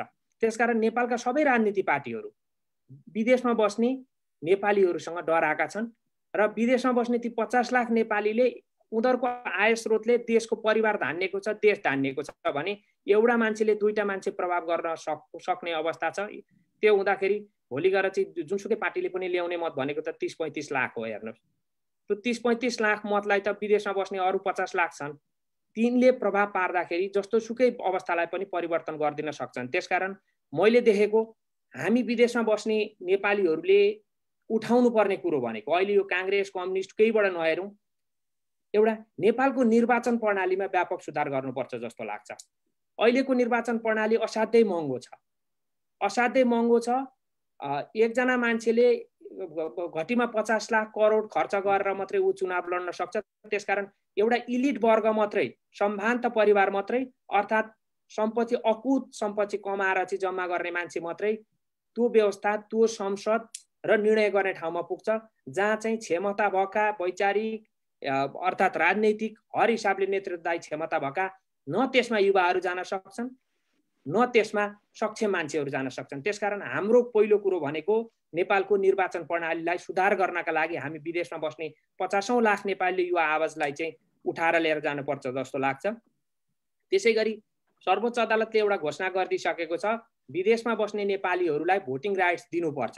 जो नेपाली नागरिकता छ उनीहरूले चाहिँ सम्बन्धित देशबाट अर्थात् सरकारले तोकेको ठाउँबाट चाहिँ मताधिकार प्रयोग गर्न सक्ने पाउने अधिकारलाई चाहिँ सुनिश्चितता गराउनेतिर हामीले पहल गर्नुपर्छ। किनकि अब भनेको नेपाली जनता जो आफ्ना गाउँका सोझा सिधा गरिब निमुखा जनता छन् उनीहरूलाई मेनिपुलेट गर्न त सजिलो छ, 2-4 पैसा दिए पनि निर्वाचन जितिहाल्यो, यसो 2-4वटा लट्ठी पाखुरा भएका मान्छे लगे निर्वाचन जित्यो। तर विदेशमा बस्ने ती युवाहरूले त्यो कुरालाई त मान्ने पक्षमा त छैन। त्यसकारण हामीले हाम्रो मताधिकारलाई कसरी सुरक्षित गराउने त्यतातिर हाम्रो पहल हुनुपर्छ जस्तो लाग्छ। अब त्यसै गरी अब अन्य कुरा त हामी सबैले भनि नै हाल्यौँ। अब नेपालको राजनीतिमा नेकपा जो एउटा ठुलो शक्ति भएर गएको थियो उसले एउटा नैतिक जनताको 2/3 मतको अपमान गरेर जुन किसिमको अब निर्वाचनै भए पनि भोलि अनन्तकालसम्म अस्थिरता जाने र निर्वाचन नभएको अवस्थामा पनि विदेशी शक्तिले खेलेर चाहिँ ठुल्ठुला राजनीतिक शक्तिहरूलाई फुटाएर अहिले जुन सडकमा के आइछ देश बचा भन्ने आवाजलाई बुलन्द गरेर उनीहरूले भने अनुकूलको शक्तिलाई चाहिँ स्थापित गर्ने खालको रणनीति देखिन्छ। त्यो रणनीतिलाई पक्ष पोषण गराउने काम हुन्छ। त्यसकारण नेकपाको यो गम्भीर गल्ती हो। र अहिले यहाँ एउटा कुरो हामीले उठानौँ, केपी ओलीले यसो गरे उसो गरे, हो ऊ जिम्मेवार हुन्, 2/3 प्रधानमन्त्री थिए र उनले गल्ती गरे। तर त्यो गल्तीको कारणको पछाडि चाहिँ हामी बिचमा समीक्षा हुन जरुरी थियो। हामी कसैले पनि बोलेनौँ केपी ओलीलाई किन त्यो हालतमा पुर्याए त? के प्रचण्ड र माधव नेपालले चालिराखेको कदम पनि सबै सही थियो त? उहाँहरूले कहाँ खुट्टा तान्नुभयो, कहाँ अङ्कुश लाउनुभयो, संवैधानिक परिषदमा नियुक्ति गर्न कहाँ रोकावट गर्नुभयो, यी सबै कुराहरू त हामीले ख्याल गर्नुपर्छ नि त। किन भन्नुहुन्छ भने त्यस कारणले गर्दा केपी ओली मात्रै दोषी होइन, जो पूर्व प्रधानमन्त्री 3 जनाले चाहिँ अर्को समूहको नेतृत्व गर्नुभएको छ उहाँहरूले चाहिँ झन् यसलाई चाहिँ जिम्मेवार रूपमा लिनुपर्ने होइन। त्यत्रो 17,000 मान्छे मारेर चाहिँ एउटा जनयुद्धको नाममा 17,000 मान्छे मरे। तिनले अहिले प्रचण्डलाई चाहिँ आफू प्रधानमन्त्री बन्ने र के माधव नेपाललाई चाहिँ आफू अध्यक्षमा स्थापित गराउनका लागि मात्रै त ती जनताले त्याग गरेका त थिएनन् नि त। त्यस कारणले गर्दाखेरि गल्ती नेकपाको दुवै पक्षको छ। उहाँहरूले नेपाललाई अस्थिरतातर्फ गम्भीर रूपमा धकेल्नु भएको छ। हो, काङ्ग्रेसमा वैचारिक रूपमा अलिकति काङ्ग्रेसले यत्रा सत्ता जुन राज्य सत्ता परिवर्तनका लागि लोकतन्त्रका लागि लड्यो, तर नेपाली जनताले कहिले पनि त्यो कुरालाई त बिर्सिने छैनन्। तर काङ्ग्रेसले एउटा ट्र्याकसम्म त ल्याइदिएको थियो नि। अब त विकास र समृद्धि गर्ने जिम्मा नेकपाले लिएको भए 20 वर्ष सरकार चलाउँथ्यो होला, के बिग्रिन्थ्यो त? आखिर उनीहरूले देशलाई विकास गरे भने त हामीलाई चाहिएको त विकास हो। आखिर एउटा ट्र्याकमा त जान्थ्यो नि। त्यसकारण हामीले कसरी बुझ्न जरुरी छ भने केपी ओली मात्रै दोषी हुनुहुन्न, यसको दोषी बराबर तुलामा हालेर जोख्ने हो भनेदेखि छोटो गरिदिनु होला वीरेन्द्र सिंह कार्कीज्यू, छोटो गरिदिनु होला। त्यसकारण यो कुरालाई तपाईँहरूले सुन्ने उचित राख्नुपर्छ। त्यसकारणले गर्दाखेरि यसको दोषी नेकपाको दुवै पक्ष छन्। केपी ओली भन्दा बढी जिम्मेवार चाहिँ माधव नेपाल र प्रचण्ड पनि हुनु पर्थ्यो। त्यो उहाँहरू नहुनु, किनभने 17,000 मान्छेको चाहिँ रगत र बलिदान भएको चाहिँ पार्टी हो हाम्रो, यसरी आँखा आउँ भन्दाखेरि उहाँहरूले त्यो जिम्मेवारी बोध गर्नुभयो कि गर्नु भएन, यो कुराको पनि गम्भीर समीक्षा हुनु जरुरी छ। र अन्तमा हामी विदेशमा बस्नेले गर्न सक्ने भनेको हामीले आफ्नो जुन किसिमले चाहिँ जसरी प्रस्तुत भए पनि हामीले यी 2-4वटा कुराहरूमा चाहिँ आवाज उठाएर र हाम्रो मताधिकारलाई चाहिँ कसरी सुरक्षित गराउन सक्छौँ, त्यसमा काङ्ग्रेस, कम्युनिस्ट, वैचारिक नयाँ शक्ति केही नभनिकन हाम्रो मतलाई चाहिँ हामीले सुरक्षित गर्न सक्यौँ र हामीले मताधिकारलाई प्रयोग गर्न सक्यौँ भने अवश्य पनि भोलि सबैलाई डर हुन्छ। अब विदेशमा बस्ने 40 लाख नेपालीले पनि मत हाल्ने भए भन्ने भइसकेपछि गैर जिम्मेवार रूपमा चल्न खोज्ने मान्छे पनि जिम्मेवार भएर आउन सक्छ। यो चाहिँ एउटा नेपालको परिवर्तनको चाहिँ यो शक्ति वाहक हुन सक्छ। त्यसकारण विदेशी शक्तिलाई, यो विदेशमा बस्ने नेपालीहरूको जुन शक्ति छ त्यसलाई चाहिँ हामीले कम आँक्नु हुँदैन, यसलाई हामीले बुलन्द गरेर लानुपर्छ। र नेपालका शक्तिहरूले पनि यसमा चाहिँ विदेशमा बस्ने हुन् भनेर चाहिँ हेपेर चाहिँ उ गर्नु पर्दैन। हामी उनीहरूकै गल्ती, उनीहरूले चाहिँ देशलाई एउटा ट्र्याकमा लाउन नसक्दाखेरि आएर विदेशमा बसेर भने काम गरेर 2-4 पैसा पठाएर देशलाई अहिले देशको अर्थतन्त्र धानिरहेका छौँ। यसमा चाहिँ हामी सबैले ख्याल गर्न जरुरी छ। मेरो धारणा यही नै हो। धन्यवाद वीरेन्द्र सिंह कार्कीज्यू। अबको यही हाम्रो अन्तिम प्रश्न, जुन हामी परदेशमा रहेर हामी आफ्नो लेखेर बोलेर हामीले आवाज उठाउने कि हामी चुपचाप लगेर तटस्थ रहने, यो प्रश्न हाम्रो उदयराज सरलाई म भन्न चाहन्छु, उहाँले सोध्न चाहन्छु। उहाँले संक्षिप्तमा यो प्रश्नकै सिरफेरमा रहेर सघाउनुहुनेछ, त्यसपछि हामी अन्तिममा छौँ। अब मैले यसलाई अलिकति बुदागत रूपमा चाहिँ एकदम छोटकरी रूपमा चाहिँ यसलाई टुङ्ग्याउन चाहेँ। थुप्रै साथीहरूले आफ्नो विचारहरू राखिसक्नु भएको छ। मैले मूलत हाम्रो जनसम्पर्क समितिको अध्यक्ष वीरेन्द्र सिंह कार्कीजीले राखेका अघिल्ला कुराहरूमा मेरो सहमति छ। लोकतन्त्रको संरक्षण गर्ने, त्यसपछि गएर चाहिँ प्रवासमा रहेर पनि गर्नुपर्ने कुराहरूमा चाहिँ हामीले कन्ट्रिब्युसन गर्नुपर्छ भन्ने कुरामा चाहिँ मेरो सहमति नै छ। मेरो पनि कुरा चाहिँ करिब त्यही हो। त्यसमा मलाई अलिकति के कुरा खड्कियो कुरा भन्दा पनि मैले उहाँले भनेको उहाँको विचारको खण्डन गर्नेतिर म अहिले लाग्दिनँ। अलिकति यो अब हिजोका मुलुकमा भएको 10-11 वर्षको जनयुद्धलाई इङ्कित गरेर उहाँले चाहिँ केही कुरा भन्न खोज्नुभयो। मैले त्यसमा मुलुकमा एउटा युद्ध थियो र त्यो चाहिँ अहिले शान्तिमा रूपान्तरण भइसकेको छ र यहाँहरू नेपाली काङ्ग्रेसको अग्रज नेतृत्वले ती चिजहरूलाई सबै स्वीकार गरेर हिजो राजनीतिक सहमति भएर धेरै चिजहरू सेटलमेन्ट पनि भइसकेका छन्। अब त्यसलाई कोट्याइराखेर हामीले इमोसनल एउटा चाहिँ इमोसनल्ली मान्छेहरूलाई चाहिँ त्यो गर्नुभन्दा मूलत के हो भनेदेखि मुलुकमा एउटा गणतन्त्र स्थापना भयो, सङ्घीयता स्थापना भयो, धर्मनिरपेक्षता आयो, समावेशिता, सहभागिता, समानुपातिक चाहिँ जस्ता अधिकारहरू, हिजो बोल्न नसक्नेहरूले पनि केही अधिकार पाए, मान्छेहरूमा राजनीतिक चेतनाको एउटा चाहिँ विकास भयो र त्यसपछि एउटा दुर्गममा बस्ने नपढेका महिलाहरूले पनि राजनीतिको बारेमा चाहिँ व्याख्या विश्लेषण गर्न सक्ने, आफ्नो अधिकारको बारेमा चाहिँ लडाइँ लड्न सक्ने जुन परिस्थितिको सिर्जना भयो, ती हिजोकै उपलब्धिहरू भन्ने मलाई लाग्छ। र यहाँ अब यसलाई यो विषयमा म धेरै जान चाहन्न। हामी युरोपमा बस्छौँ र युरोपमा यहाँको बच्चाहरूको प्रजातन्त्र, यहाँको चराचुरुङ्गीको प्रजातन्त्र, सर्प, हात्ती, कमिला, पुतलीको प्रजातन्त्रको बारेमा हामी सबै बुझ्छौँ। मैले यति मात्रै के भन्न चाहन्छु भनेदेखि संसारको जुनसुकै कुरामा रहँदाखेरि पनि मान्छेले आफ्नो अधिकार र कर्तव्यको लागि चाहिँ संसारमा जो पनि लडेको हुन्छ। 500 वर्ष भयो काला जातिका मान्छेहरू चाहिँ अमेरिकामा आएर बस्न थालेको, तिनीहरू पनि अहिले चाहिँ आफ्नो रेसनल एउटा चाहिँ इथनिक राइटको लागि चाहिँ लडिरहेका छन्। त्यसकारणले हामी अहिले त संसार चाहिँ असाध्यै सानो भइसकेको छ। हिजो भारतमा बसेर नेपाली काङ्ग्रेस र नेपाल कम्युनिस्ट पार्टीका मान्छेहरूले चाहिँ धेरै लामो चाहिँ एउटा लडाइँ लडे प्रजातन्त्रको लागि। ती कुराहरू पनि हाम्रो अगाडि छन्। त्यसकारणले हामी यहाँ खानी बस्ने मात्रै गर्ने कुरो भन्दा पनि मुलुकमा हाम्रा चाहिँ परिवारहरू छन्, हामीले हिजो गरेका त्याग तपस्याका कथाहरू पनि छन्। त्यसकारणले गर्दाखेरि ती हाम्रो परिवारमा कुनै समस्या पऱ्यो भने त्यसले हामीलाई तुरुन्तै छुन्छ। सबै कुराले आलु दाल चामलले मात्रै छुने, अरू कुरा नछुने भन्ने हुँदैन। त्यसकारणले गर्दाखेरि चुपै लाएर बस्न त कहाँ सकिँदैन। अब फल्ला उमेर भएको मान्छे राजनीतिमा नआऊ भनेर अहिले आन्दोलन गर्ने कुरो भन्दा पनि अहिले प्रतिगमन विरुद्धको सामूहिक लडाइँमा सम्पूर्ण प्रवासमा बस्ने नेपाली दाजुभाइ दिदीबहिनीहरूलाई यो प्रतिगमन विरुद्धको सामूहिक लडाइँमा सामेल हुनको लागि चाहिँ म प्रवासी नेपाली एकता मञ्च डेनमार्कको तर्फबाट आह्वान गर्छु।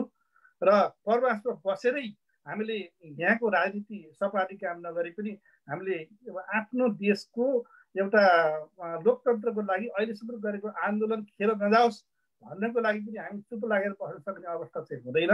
त्यसकारणले सबै राजनीतिक पार्टीहरू, सङ्घ संस्थाहरू र विभिन्न आस्था विचार बोकेर बस्ने, प्रवासमा चाहिँ दुःख दिलो गरेर बस्ने साथीहरू, कमरेडहरू र सबै तह तबकाका मान्छेहरूले प्रतिगमन विरुद्ध, मुलुकमा प्रतिगमन भएको छ र यो प्रतिगमन विरुद्धको लडाइँमा हामी सामूहिक रूपमा अगाडि जानुपर्छ। र अहिले देशको राजनीति एउटा कुहिरोको कागज जस्तो भएको छ। हाम्रो राजनीतिक भविष्य चाहिँ अन्धकारमा छ। त्यसकारणले यसलाई ठिक ट्र्याकमा ल्याउनको लागि पनि हामी सबैको आवाज एक ढिक्का हुन सक्यो भने त्यसले चाहिँ केही अर्थ निश्चित रूपमा राख्छ भन्ने चाहिँ मलाई लाग्छ। जहाँसम्म लाग्छ सम्माननीय प्रधानमन्त्रीलाई अङ्कुश लगाएर यो गर्न बाध्य पारियो भन्ने चाहिँ केही साथीहरूको पनि यहाँ विचार आएको छ। अङ्कुशै लगाएको भए केही पनि गर्न नसकेको भए उहाँले त धेरै गरे मुलुकको लागि। मानव विकास परिषदको काम नेपाल चाहिँ विकासशील राष्ट्रमा पुगेको छ, अब पुग्ने अवस्थामा छ। देशमा रेल पारी जहाजदेखि लिएर चाहिँ विकासका संरचनाहरू सबै तयार भएका छन्। अब नेपालीहरू सडकमा माग्ने पनि कोही छैनन्, ट्विन छैन, केही पनि छैन भनेर चाहिँ प्रधानमन्त्रीले भन्नुभएको छ। त्यो पार्टीले सहयोग गरेर भएको, पार्टीले उहाँलाई चाहिँ त्यो गर्नको लागि चाहिँ अवरोध त केही पनि गरेको रहेछ नि त। आन्तरिक लोकतन्त्र, पार्टीभित्रको आन्तरिक चाहिँ एउटा डेमोक्रेसीको लागि त्यहाँ केही चाहिँ रिजर्भेसनका कुराहरू थिए, त्यहाँ प्रतिवेदनहरू गएका थिए। उहाँले त्यहाँ गएर छलफल गर्न सक्नुहुन्थ्यो। उहाँले कैयौँ दर्जनौँ पटक चाहिँ बैठक छर्नुभयो, उहाँ बैठकमा गएर पनि जवाफ दिनुहुन्न र कैयौँ पटक चाहिँ उहाँले बालुवाटारमा बैठक बोलाएर नेताहरूलाई चाहिँ बाहिर कुराकानी गर्नुहुन्छ घन्टौँसम्म। त्यसकारणले यी धेरै कुराहरू छन्। मैले अब यो विषयमा चाहिँ चर्चा गर्न अहिले चाहन्न। यो मैले यो कुरा यहाँ ल्याउन्न भन्ने सोचेको थिएँ। यहाँ अलिकति केही अङ्कुशका कुराहरू आएको हुँदाखेरि म यो कुराहरू चाहिँ यहाँ राख्न बाध्य भएँ, यसको लागि सरी। र यी कुराको कारणले गर्दाखेरि उहाँले ती विषयमा त्यहाँ गएर छलफल गर्नु पर्थ्यो। समस्या त पार्टीहरू त आउँछ नि त, विवाद त हुन्छ, बहस हुन्छ, त्यसलाई सामना गर्नु पर्थ्यो। उहाँ त प्रधानमन्त्री हो, उहाँ त चाहिँ एउटा हेड अफ द स्टेट हो। उहाँले त्यो कुरालाई सामना किन गर्न सक्नु भएन, किन हिम्मत गर्नु भएन र उहाँले गलत बाटोलाई किन, डहरको बाटो चाहिँ उहाँ चाहिँ लाग्नुभयो, यो चाहिँ अहिले विचारणीय प्रश्न हो। त्यसकारणले हामीले त्यो घटनालाई समर्थन गर्न सक्दैनौँ। म सम्पूर्ण साथीहरूलाई यो प्रतिगमन विरुद्धको लडाइँमा चाहिँ सचेत ढङ्गबाट अगाडि बढ्न हार्दिक अनुरोध गर्दछु। धन्यवाद। हजुर धन्यवाद। आज हामी प्रदेशमा छौँ। प्रदेशमा रहेर पनि नेपालमा हुने राजनीतिक, सामाजिक अथवा आर्थिक परिघटनाहरूले तथा आन्दोलनहरूले हामीलाई छुने गर्छ। हामी यहाँ भए पनि हाम्रो मनमुटु नेपालमै छ। नेपालमा हुने परिवर्तनले हामीलाई नछुने भन्ने कुरा नै आउँदैन र चाहिँ हामी यति धेरै नेपालीहरू विदेशमा छौँ र विदेशबाट पनि हामीले देशको पक्षमा, लोकतन्त्रको पक्षमा, शान्ति र विकासको पक्षमा हामीले आवाज उठाउनुपर्छ र हाम्रो आवाज त्यहाँका नेतृत्ववर्गले, शासकवर्गले अथवा देश सञ्चालन गर्ने वर्गले सबैजनाले हाम्रो आवाजलाई सुन्नुपर्छ र चाहिँ हाम्रो आवाज हामी विदेशमा भएर पनि बुलन्द गर्न सक्छौँ भन्ने हेतुका साथ आजको यो भर्चुअल मिटिङ आयोजना गरिएको थियो। हाम्रो निमन्त्रणालाई स्वीकार गरेर यस कार्यक्रममा पाल्नुहुने सम्पूर्ण वक्ताहरूलाई ई नेपाल खबरको तर्फबाट र मेरो तर्फबाट पनि म हार्दिक धन्यवाद दिन चाहन्छु। साथसाथै नेपाल तथा विदेशबाट पनि ई नेपाल खबर.com मार्फत यो कार्यक्रम हेरिरहनुभएका सम्पूर्णमा म हार्दिक नमस्कार टक्राउँदै बिदा हुन चाहन्छु। धन्यवाद।